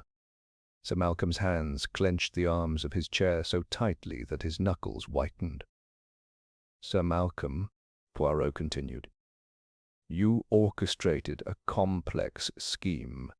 You enlisted Isabel Fairchild's cousin to threaten your own fiancé's inheritance. You used Lady Agnes's gloves and your own secret account to plant evidence. And you relied on Captain Vale's complicity to move the will and conceal letters. Yet in your elaborate design, you overlooked a single detail, one slip that betrays your intimate knowledge of Lady Eleanor's cipher." Sir Malcolm swallowed, eyes darting between Poirot and the silent box. "Monsieur, there is nothing to confess." Poirot inclined his head. "Indeed. But you alone would know how to access that hidden note in the music box and recognize its significance. No one else had both your motivation and your precise understanding of the mechanism's internal cavity." Sir Malcolm's voice cracked. I only did what I felt I must to protect Eleanor." "Protect," Poirot repeated, voice gentle but unyielding. "And yet you dismantled her means of communication, silenced her plan, and destroyed her mother's final testament. Protection is a tender word for coercion." He picked up the charred will fragment and held it aloft. "This fragment proves you accessed the safe with her mother's combination, knowledge you should not have possessed. Why was the dash of soot so precisely applied, unless to signal your own action?" Sir Malcolm's composure shattered. He rose, pacing in agitated circles. "Yes, I knew the combination. My late mother-in-law took me into her confidence when she feared Eleanor's children would dispute the legacy. She confided in me alone. Her husband was forgetful." His voice rose to a stifled shout. "I had every right to know." Poirot's eyes never wavered. "A private conversation becomes betrayal when used to manipulate. You presume privilege in your paternal concern, yet you abused it." He set the will fragment down and leaned forward. "Tell us, sir, did you plan to restore the will once you had Isabella's renunciation, or did you intend to claim the estate yourself?" Sir Malcolm's face flushed crimson. He braced himself on the back of a chair. I intended only to buy time, to convince Isabel to sign away her claim voluntarily. I did not wish to see my wife's family torn apart." Lady Eleanor's voice trembled as she stepped forward. "You speak of my mother's cousin as if it were business, not blood." Her eyes flicked to Beatrice. "You betrayed me, Malcolm. You betrayed us all." Beatrice clutched her sister's hand. "How could you?" Sir Malcolm turned on her, madness in his gaze. "I did it for you. Don't you see?" Poirot stood, placing a calming hand on Sir Malcolm's shoulder. "Mon ami, desperation can warp noble intentions into nefarious acts. You believed yourself savior, yet you became oppressor." He withdrew the music box and opened it. The ballerina spun, silent, her painted face turned to the ceiling. Poirot lifted her gently and revealed the folded note. "And here," he held the paper before Sir Malcolm's widening eyes, "is the very message your fiancée wrote for her confidant. You intercepted it, did you not?" Sir Malcolm's voice was a hoarse whisper. "Yes. I found it when I sought your mother's letters. I read it, and I feared the cipher would expose my scheme." Poirot nodded. "So you disabled the music box first, to prevent any further signals, and then moved on to the will itself." He closed the lid, replacing the ballerina with deliberate care. A twofold crime born of fear and avarice. Inspector Doyle, summoned by a discreet knock, entered and removed his gloves. "Sir Malcolm Davenport, you are under arrest for conspiracy to defraud, theft, and destruction of a legal document." He produced a warrant and read it aloud. "You may speak if you wish." Sir Malcolm stood silent, head bowed. Lady Eleanor wept softly, and Beatrice leaned against the window frame, tears streaming. Captain Vale remained motionless, eyes fixed on the hearth. Lord Chatham shuffled forward, voice quivering. "My son-in-law, how could you?" Sir Malcolm looked up at his father-in-law, remorse and defeat mingling in his gaze. I thought I was doing the right thing." Poirot gave a small, sympathetic nod. In the end, the greatest deception was self-deception, believing that love could justify the violation of trust. As Doyle gently cuffed Sir Malcolm's wrists, the household staff peered from the doorway, drawn by the solemnity of the moment. The mantel clock chimed the hour, a hollow echo in the charged stillness. Poirot turned to the assembled family. "Mesdames et messieurs, the case is closed. In this greatest of puzzles, every piece, however small, was vital. A smudge of dust, a scrap of lace, a fragment of a will, a hidden note. but the final piece was a human heart twisted by fear. He looked to Lady Eleanor. "Madame, your mother's legacy is restored, and your cousin's rightful claim may yet be honored. Your mother's will endures, as does her memory." He placed the music box on the table. "May its melody some day ring true once more." Lady Eleanor stepped forward, voice steadied by gratitude. "Thank you, Monsieur Poirot, for hearing the silent notes and giving voice to the truth." Poirot inclined his head with quiet dignity. "It was my greatest pleasure, madame. And now, let us allow justice to take its course. And perhaps, one day, the music will play again in harmony." As the household exhaled in relief and sorrow, I knew that the true artistry of Hercule Poirot's detective work lay not merely in uncovering facts, but in navigating the intricate corridors of the human heart until even its darkest impulses were brought into the light. Chapter 13. A desperate attempt to escape. The moon hung low over Ashgrove Manor, its pale light casting elongated shadows across the gravel drive. The household had retired to uneasy slumber after the evening's solemn confrontation, save for a handful of sentries posted at the stables and carriage house. I lingered in the corridor outside Poirot's suite, nursing a cup of hot tea, when a sudden clatter and muffled shout cut through the stillness. "Guards! Guard! Stop him!" came a panicked cry. Poirot and I exchanged a glance, then raced down the sweeping staircase and out into the courtyard.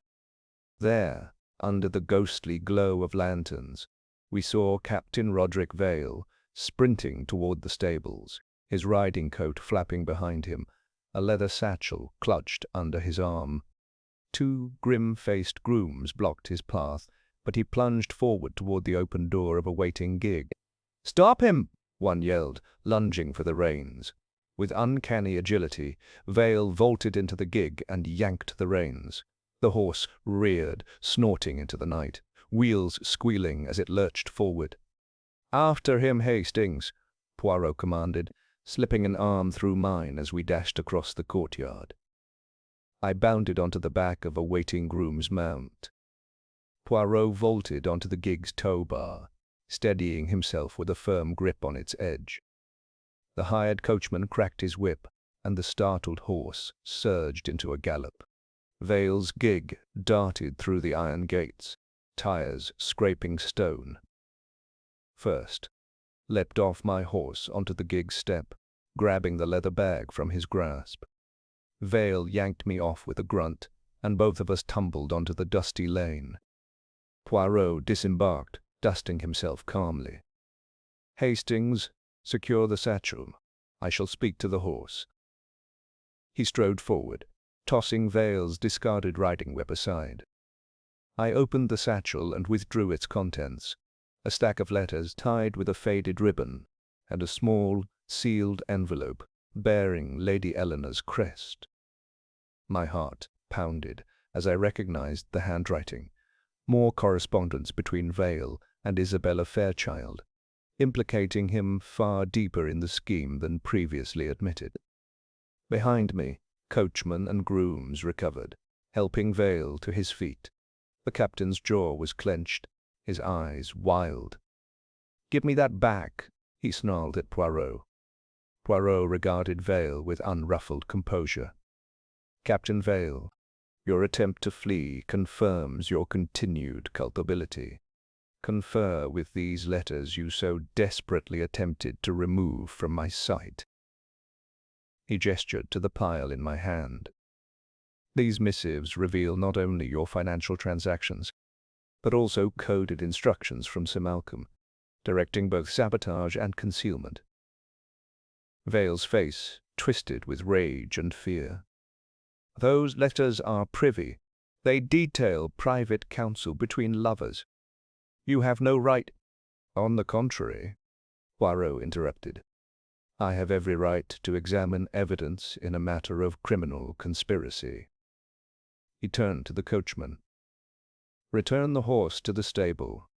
And you, he added, addressing Vale, shall remain under guard until Inspector Doyle arrives. At the clatter of hooves, Doyle and 2 officers burst through the gates, lanterns swinging. He seized Vale by the arm, his expression a mask of indignation. "Attempted flight, Captain. You'll explain this to the magistrate." Vale struggled weakly. "I thought to save Lady Eleanor's reputation. These letters, if revealed, would ruin her." Poirot's eyes softened momentarily. "A misguided chivalry, mon ami, but still a crime. You acted to protect, yet your actions imperiled justice." He inclined his head to Doyle. "Secure him in the coach-house. Meanwhile, Hastings and I shall review these letters." As Doyle led Vale away, I and Poirot turned our attention to the sealed envelope. Poirot broke the wax crest with a single deft stroke and withdrew its contents. A map of the manor grounds, annotated in Lady Eleanor's hand with ciphered directions to a hidden cache beneath the rose arbor. She intended to hide her mother's final will and letters here. "Safe from prying eyes," Poirot whispered. "Safe from prying eyes," Poirot whispered, studying the map by lantern light. And when fearful of discovery, she might send Vale to retrieve them, a final attempt to control her destiny. I glanced at the letters in my hand. But Vale, believing himself protector, decided to remove all evidence instead, destroying the possibility of reconciliation with the cousin and of restoring the will intact. "Precisely." Poirot folded the map and returned it to the envelope. His desperation peaked when he realized our next step would be to exhume the cache. He turned to me. "Hastings, deliver these letters and the map to Inspector Doyle. He must secure them as further evidence." I bowed and hurried off, lanterns swinging, heart racing with the night's drama. As I re-entered the courtyard, I saw Vale, now subdued, seated on a wooden bench, head in his hands. Up above, the manor's windows glimmered with silent curiosity. Moments later, Doyle escorted me back toward the stables. "Remarkable," he muttered, inspecting the letters briefly. "This will fortify our case against both Sir Malcolm and Captain Vale." I nodded. "And prevent any further desperate flights."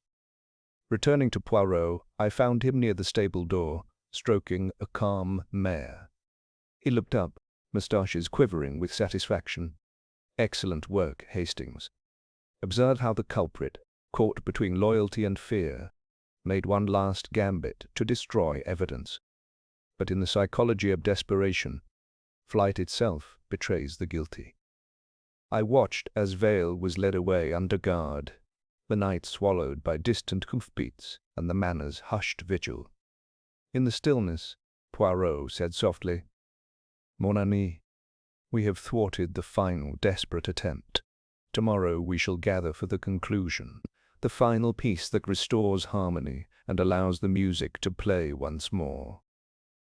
Under the silver gaze of the moon, Ashgrove Manor exhaled, its secrets laid bare, its desperate gambit undone, and the final movement of Poirot's symphony drawing ever closer to its triumphant, inevitable end. Chapter 14. The final piece falls into place. Dawn had scarcely broken when Poirot dispatched me to meet him at the rose arbor behind Ashgrove Manor. The garden's usual tranquillity was gone, replaced by an expectant hush. Thorns and buds glistened with dew as we wound our way along the flagstone path, the soft light revealing the wrought iron bench beneath a riot of climbing roses. There, concealed beneath loose earth and wrapped in oilskin, lay a small wooden box, the hidden cache indicated by Lady Eleanor's map. Poirot knelt beside it, eyes alight. With precise care, he unfolded the oilskin and lifted the lid.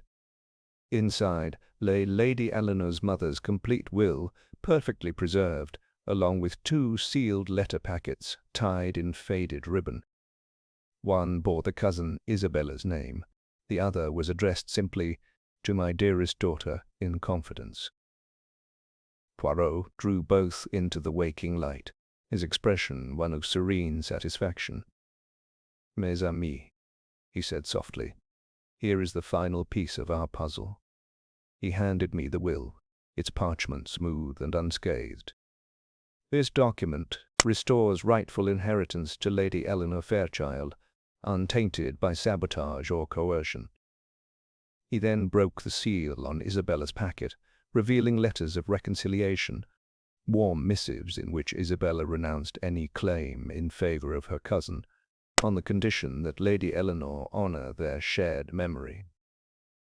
Poirot tucked those safely away, then turned to the final packet.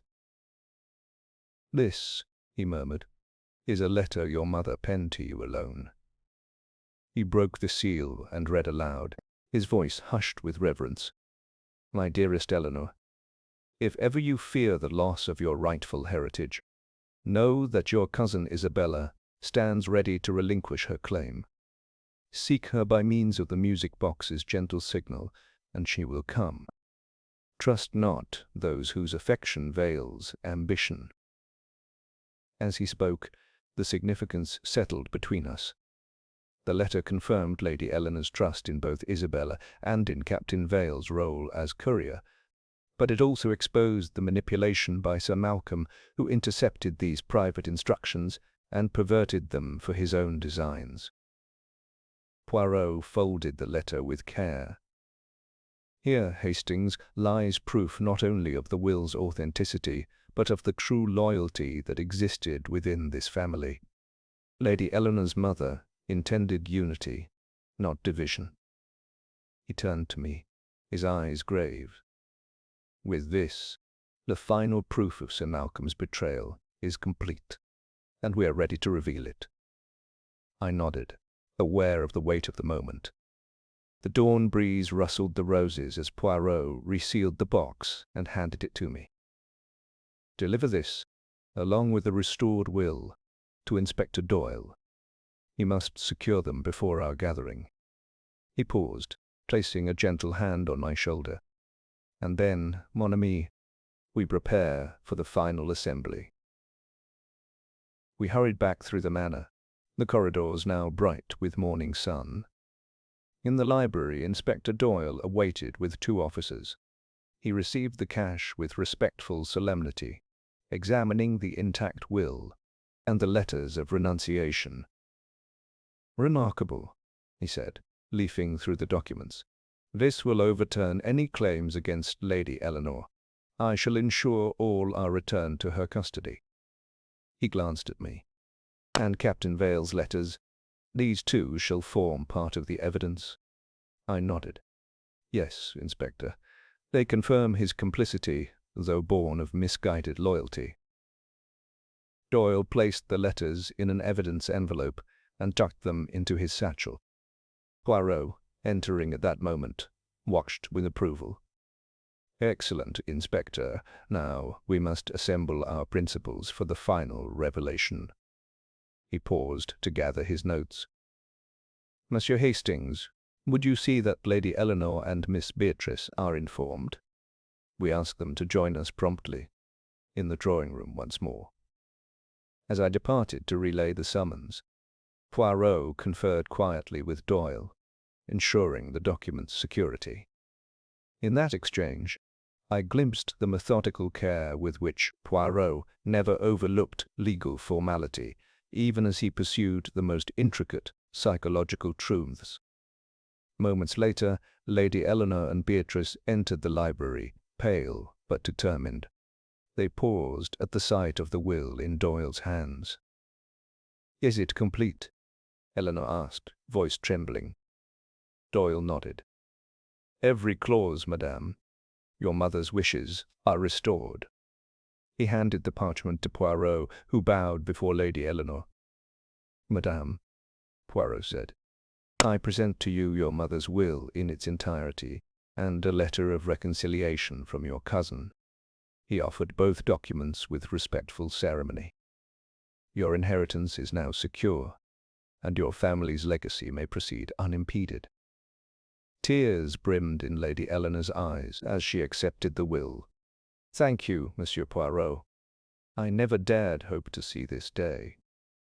She glanced at Beatrice, who took her sister's hand in silent solidarity. Poirot's eyes twinkled. "All that remains is to reunite your family on a foundation of truth. Join us in the drawing-room at 11, and we shall lay bare every deception beyond the mechanics of the music box and the theft of this will, so that all may bear witness and justice may be served." With that, Lady Eleanor and Beatrice withdrew to prepare, and Doyle sealed the cash for safekeeping. Poirot turned to me, his expression one of satisfaction tempered by anticipation. "Hastings," he said, "the final piece falls neatly into place when one has patience to follow every thread. We have the will, the letters, the cipher, and the confessions. At our gathering, there shall be no further mystery, only the unmasking of fractured loyalties and the restoration of harmony." I marveled at his method. Each seemingly disparate element, the soot and the lace, the misdirections and the coded note, had converged into a perfect whole. Poirot closed his notebook, the leather cover snapping softly. "Come, mon ami," he said. "We shall prepare our minds for the final movement. Soon, Ashgrove Manor will witness the culmination of our symphony of detection, and the music shall play once more, in truth and in justice." As we left the library, the first true rays of sunlight illuminated the manor's proud facade, promising a day of reckoning and of resolution for all who had been ensnared in the silent intrigue of the empty music box. Chapter 15. The Final Gathering.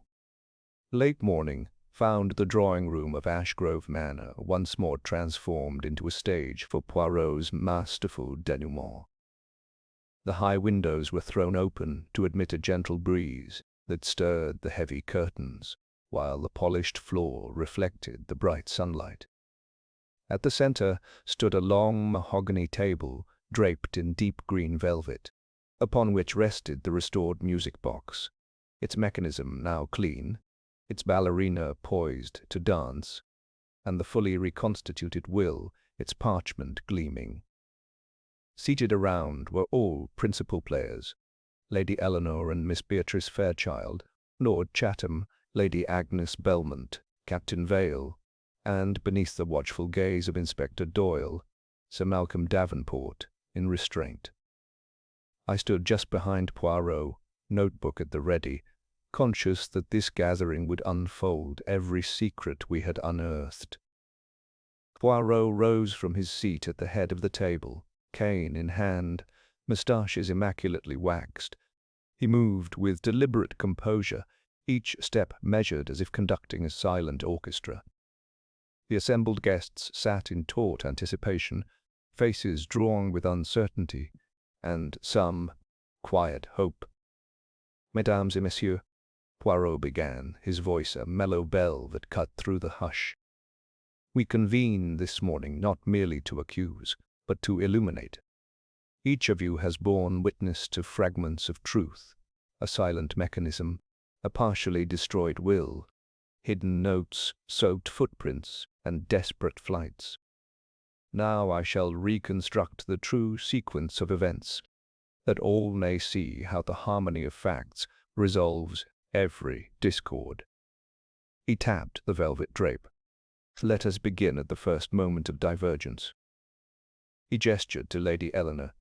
"It was you, madame, who first detected the box's silence, your mother's heirloom rendered mute by a cunning hand.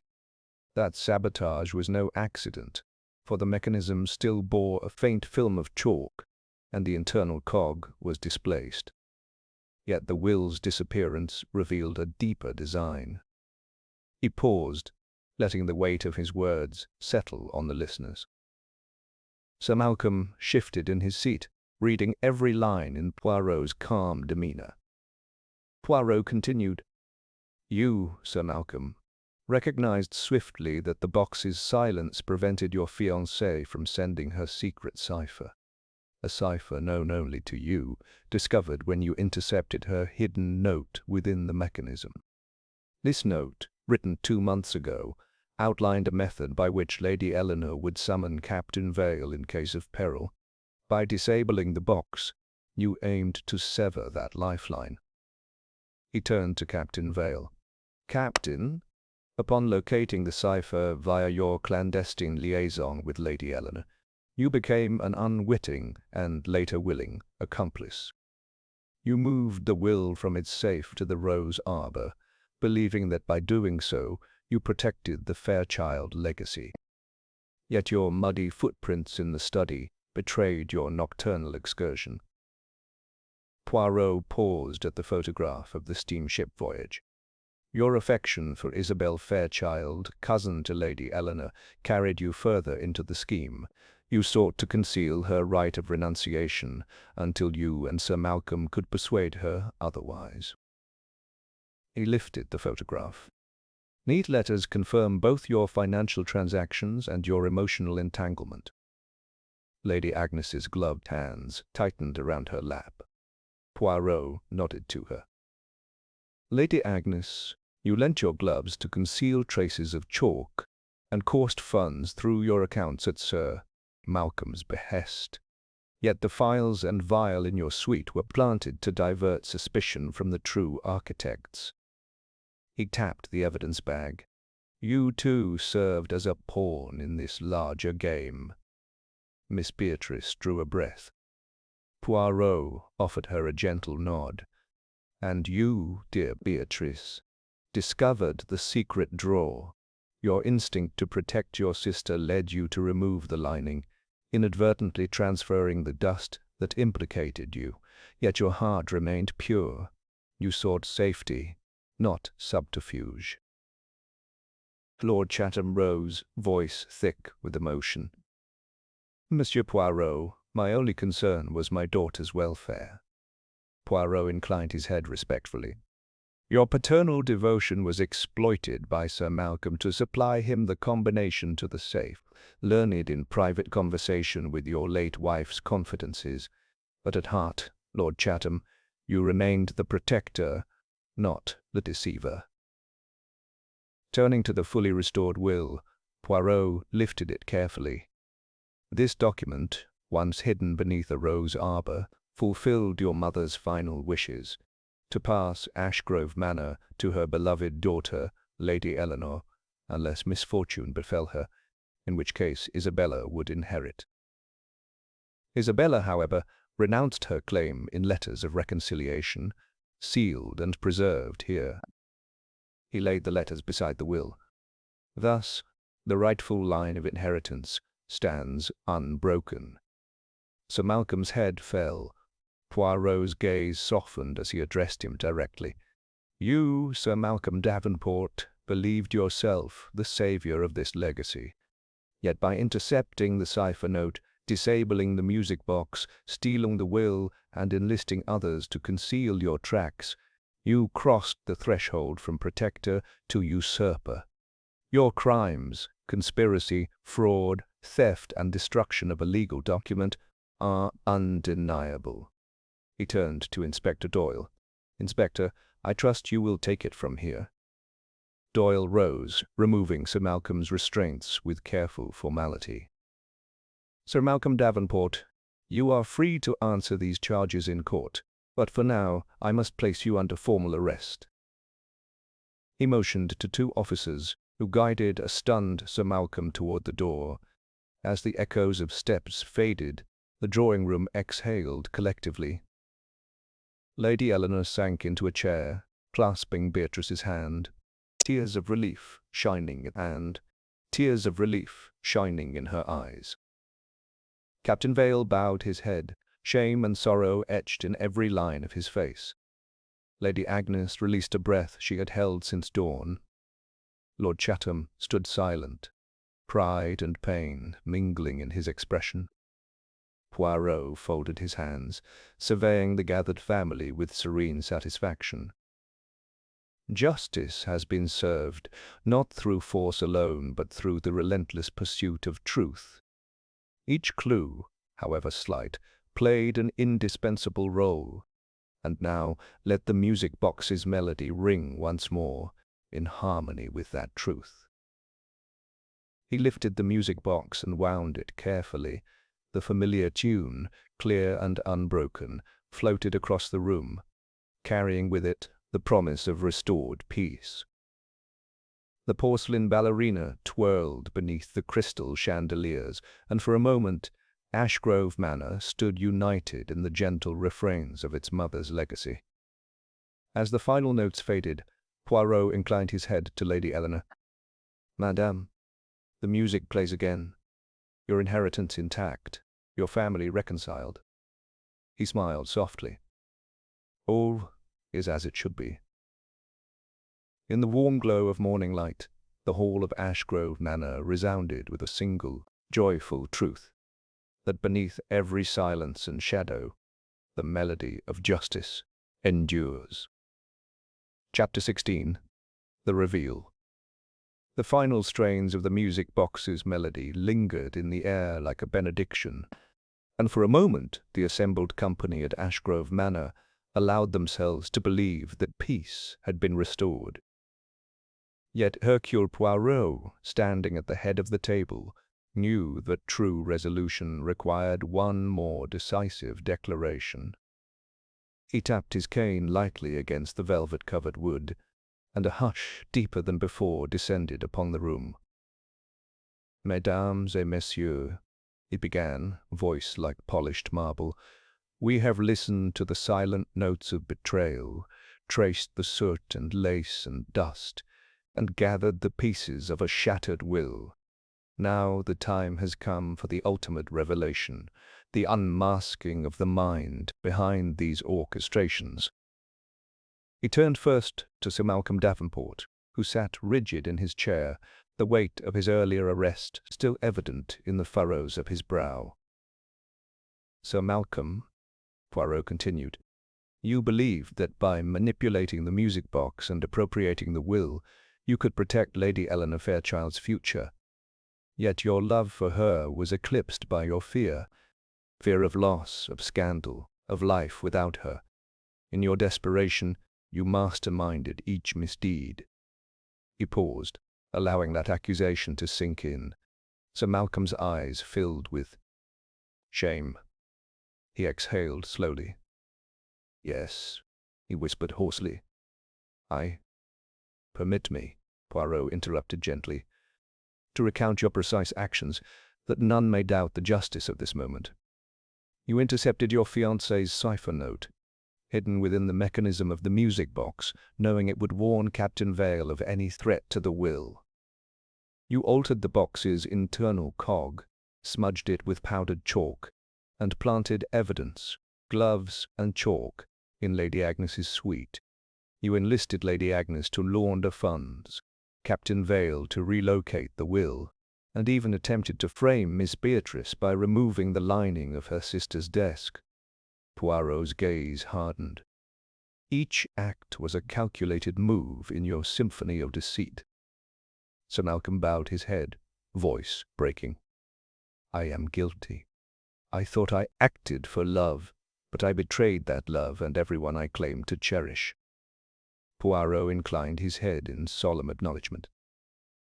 "Your confession confirms what the evidence has already spoken, that the greatest villainy often hides behind the gentlest intentions." He turned to Captain Vale.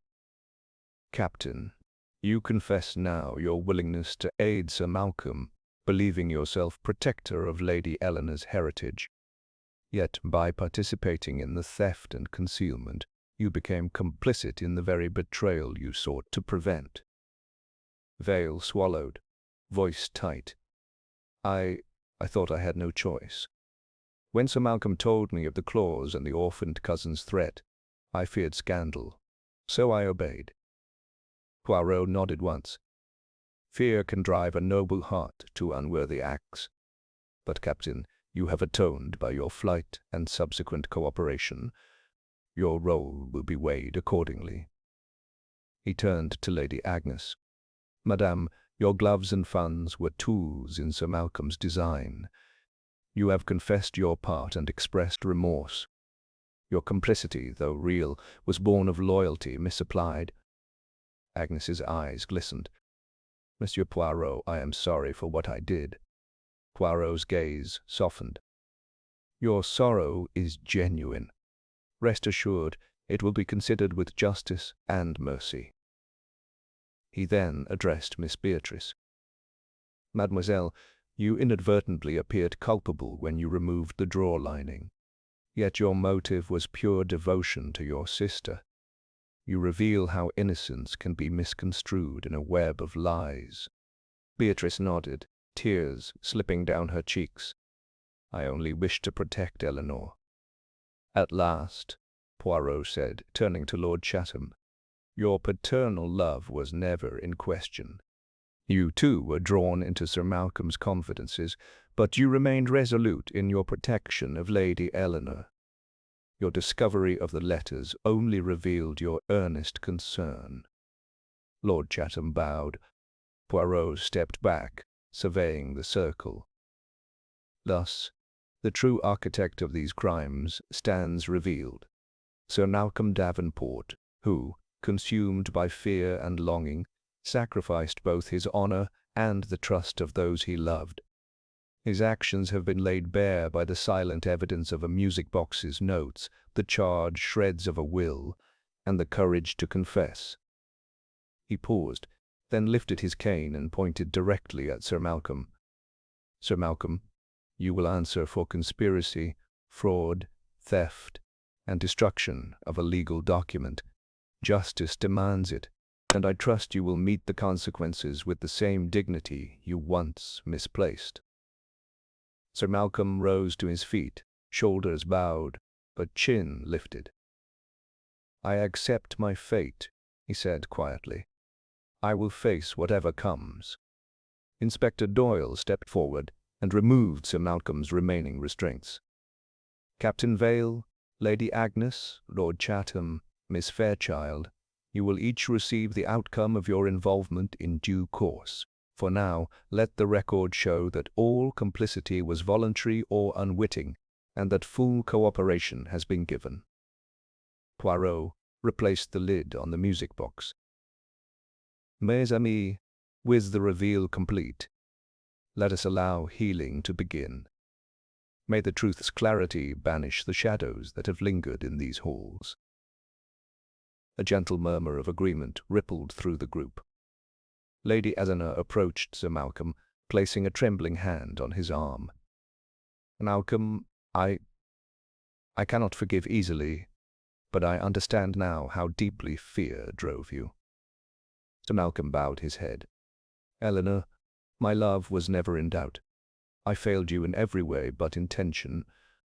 Beatrice moved to her sister's side, offering silent support, while Captain Vale and Lady Agnes exchanged solemn nods. Lord Chatham took his daughter's hand. Agnes exchanged solemn nods. Lord Chatham took his daughter's hand, his voice thick with emotion. "Family endures, my dear, even when bonds are tested." Poirot stood apart for a moment, observing how the reveal had shifted the room's atmosphere from tension to the fragile beginnings of reconciliation. He turned to me and smiled. "Hastings, see how the revelation of truth brings both pain and relief. The true killer of harmony is silence, and today we have broken that silence." I nodded, pen still in hand, knowing this chapter marked the most decisive moment in Poirot's investigation. Outside, the morning sun climbed higher, illuminating Ashgrove Manor's walls with a promise of renewal. Within, the echoes of the reveal set the stage for the final steps toward justice and closure. Chapter 17. Outcome and Justice. The afternoon sun cast its warm glow through the tall windows of Ashgrove Manor, illuminating the drawing-room where the events of the past days had reached their dramatic peak. The restored music box sat on a small table near the hearth, its melody long since fallen silent as the gravity of the recent revelations settled over the assembled company. Yet now, in the aftermath of confession and revelation, a new atmosphere pervaded, one of measured relief and careful resolution. Sir Malcolm Davenport, once the centre of deceit and manipulation, sat quietly in a straight-backed chair, his wrists no longer bound, but his posture subdued. Inspector Doyle stood by his side, preparing the final formalities before removing him from the manor to face the magistrate's court. Sir Malcolm's expression was a complex tapestry of shame, regret, and acceptance. Beside him, Captain Vale remained standing, arms folded, his face etched with remorse. Lady Agnes Belmont hovered near her gloves, now free of any evidence, her eyes downcast yet resolute in her desire to make amends. Miss Beatrice Fairchild and her sister, Lady Eleanor, stood together, a united front of forgiveness and familial support. Lord Chatham, his usual stern countenance softened by the trials endured, offered gentle consolation to his daughter. Hercule Poirot, impeccable as ever in his morning suit and pristine moustaches, surveyed the scene with serene satisfaction. He turned first to Lady Eleanor, whose pale gown shimmered softly in the sunlight. "Madame," he began, his voice a comforting lilt, "the course of justice must now proceed, but I trust your heart finds some solace in the restoration of your mother's will and in the knowledge that every misdeed has been accounted for." Lady Eleanor dipped her head in gratitude. "Monsieur Poirot, without your guidance, I fear I would never have known the truth, nor found the strength to forgive." Her gaze drifted to Sir Malcolm. "I do not yet fully understand how we came to act so desperately, but perhaps in time both my heart and Ashgrove Manor will find complete healing." Poirot smiled gently. "Healing requires patience, but love and truth are potent medicines." He then approached Captain Vale. "Captain, you face judgment for your part in this affair, yet your courage in acknowledging your failings and cooperating fully is commendable." He placed a hand on Vale's shoulder. "May this be the first step toward regaining your honor." Vale inclined his head, voice thick. "I will do all in my power to make amends and restore trust." Poirot then turned to Lady Agnes. "Madame, though your actions were misguided, they stemmed from loyalty twisted by another's manipulation. The law may mete out its judgment, but your genuine contrition shall not be overlooked." He offered a reassuring nod. Agnes lifted her eyes. "Thank you, monsieur. I only wish to rebuild what I have broken." Miss Beatrice stepped forward, voice soft but resolute. "I stood by my sister, and though I unknowingly complicated the investigation, I hope my intentions now speak for me." Lady Eleanor wrapped an arm around her shoulder. Poirot inclined his head. "Your loyalty, though misdirected, never wavered. It is a testament to the strength of your bond." He glided toward Lord Chatham. "My lord, your steadfast presence has been a cornerstone for those you love. May this trial strengthen, rather than fracture, your family's future." Lord Chatham's gaze softened as he placed a hand on his daughter's shoulder. "We shall face what comes together." At that moment, Inspector Doyle stepped forward, clearing his throat with professional decorum. He unfolded a document and addressed Sir Malcolm. "Mr. Davenport, I have here the formal charges issued by the magistrate: conspiracy to defraud, theft and destruction of a legal document. You will appear at the Berkshire Petty Sessions tomorrow morning. You will have the opportunity to enter plea and present your case." Sir Malcolm rose, steeling himself. "I understand, Inspector. I accept the charges." Doyle nodded and placed the summons in Sir Malcolm's hands. You may remain at the manor under house arrest until then, or proceed immediately to the local jail. The choice is yours." Sir Malcolm glanced at Lady Eleanor, then back at Doyle. "For the sake of my fiancée's peace of mind and the reputation of Ashgrove Manor, I request to remain here until tomorrow." Inspector Doyle raised an eyebrow but acquiesced. "Very well. Until then, you shall be under my supervision." With the formalities concluded, a hush fell once more. The tensions of accusation and defense had given way to the solemnity of impending justice. Poirot stepped forward, reclaiming possession of the music box and the restored will. "Before we disperse," he announced, "there is one final gesture that may soothe the spirits of this household." He began to wind the music box gently. "May its melody, once silenced by deceit, now play freely in celebration of truth and reconciliation." The first notes tumbled from the mechanism, clear and bright. The porcelain ballerina began her dance, her skirt catching the light as the mournful yet hopeful tune wove through the room. Faces softened. Even Sir Malcolm paused in his contemplation, watching the tiny figure twirl. Lady Eleanor rose and approached the box. "Thank you, Monsieur Poirot," she said, voice trembling with emotion, "for restoring not only my inheritance, but the very heart of this home."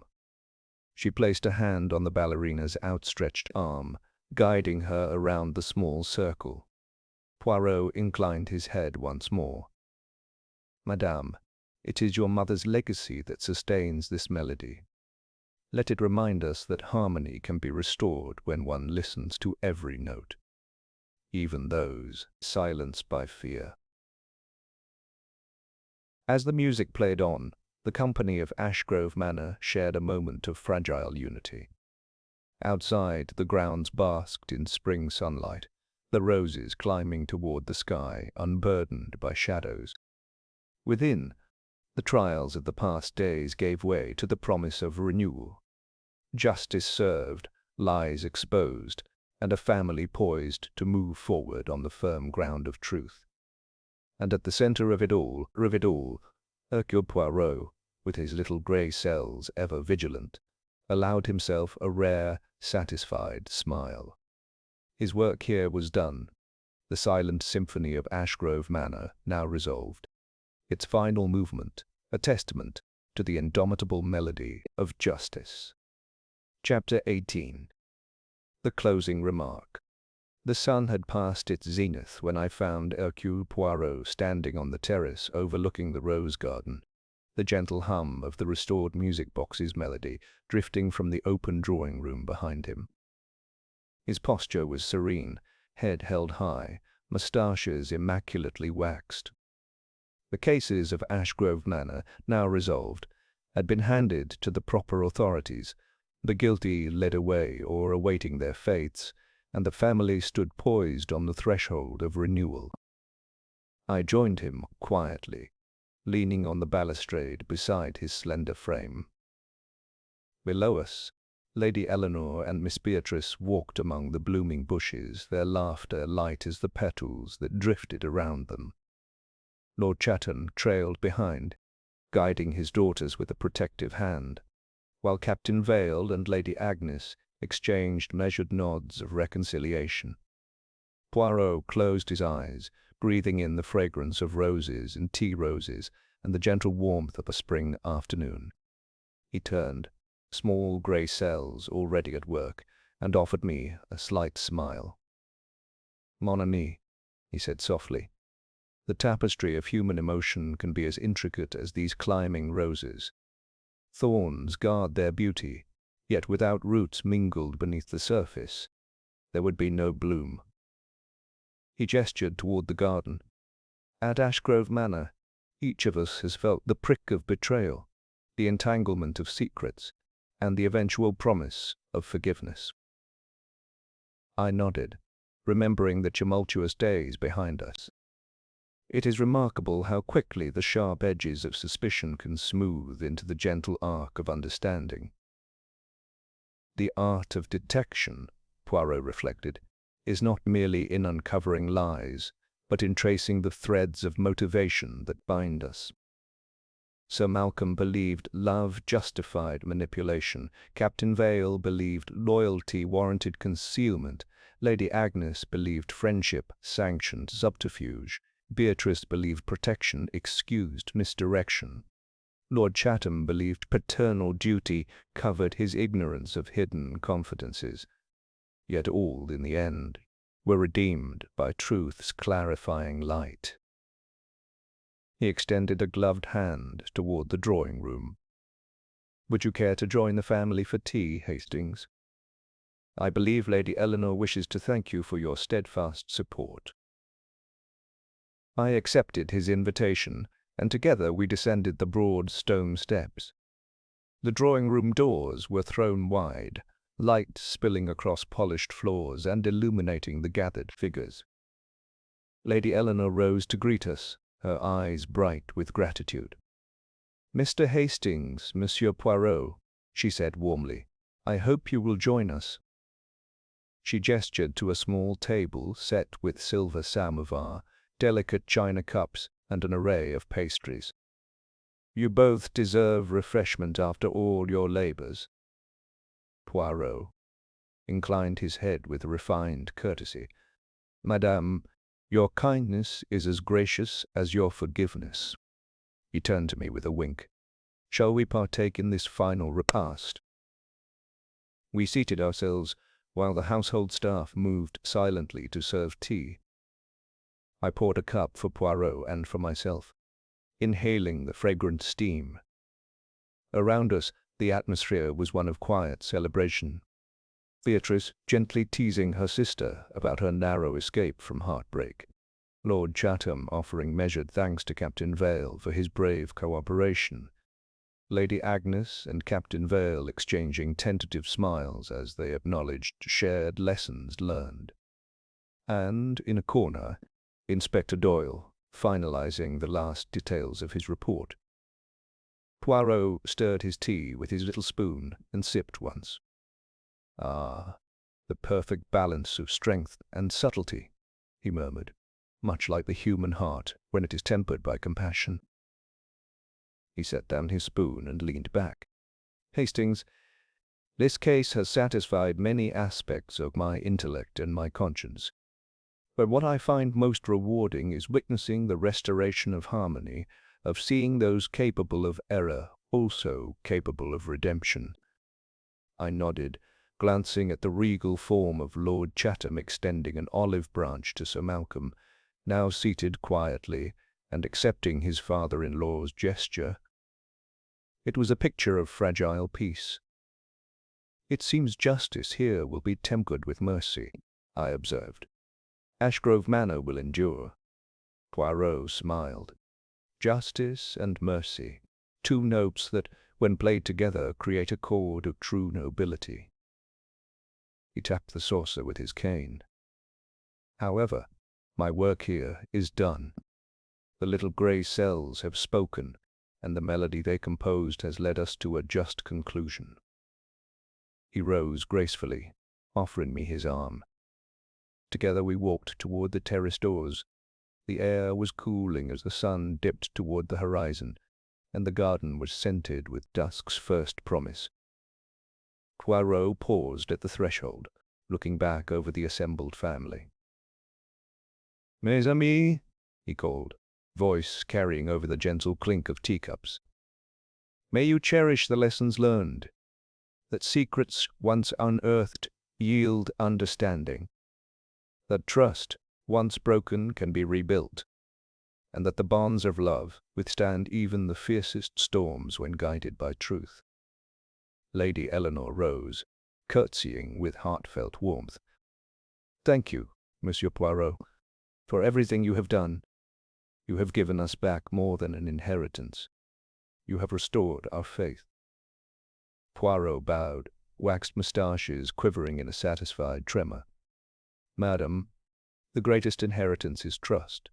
passed from one generation to the next. May Ashgrove Manor flourish under its light. He turned to me, an impish glint in his eye. Hastings, let us take our leave.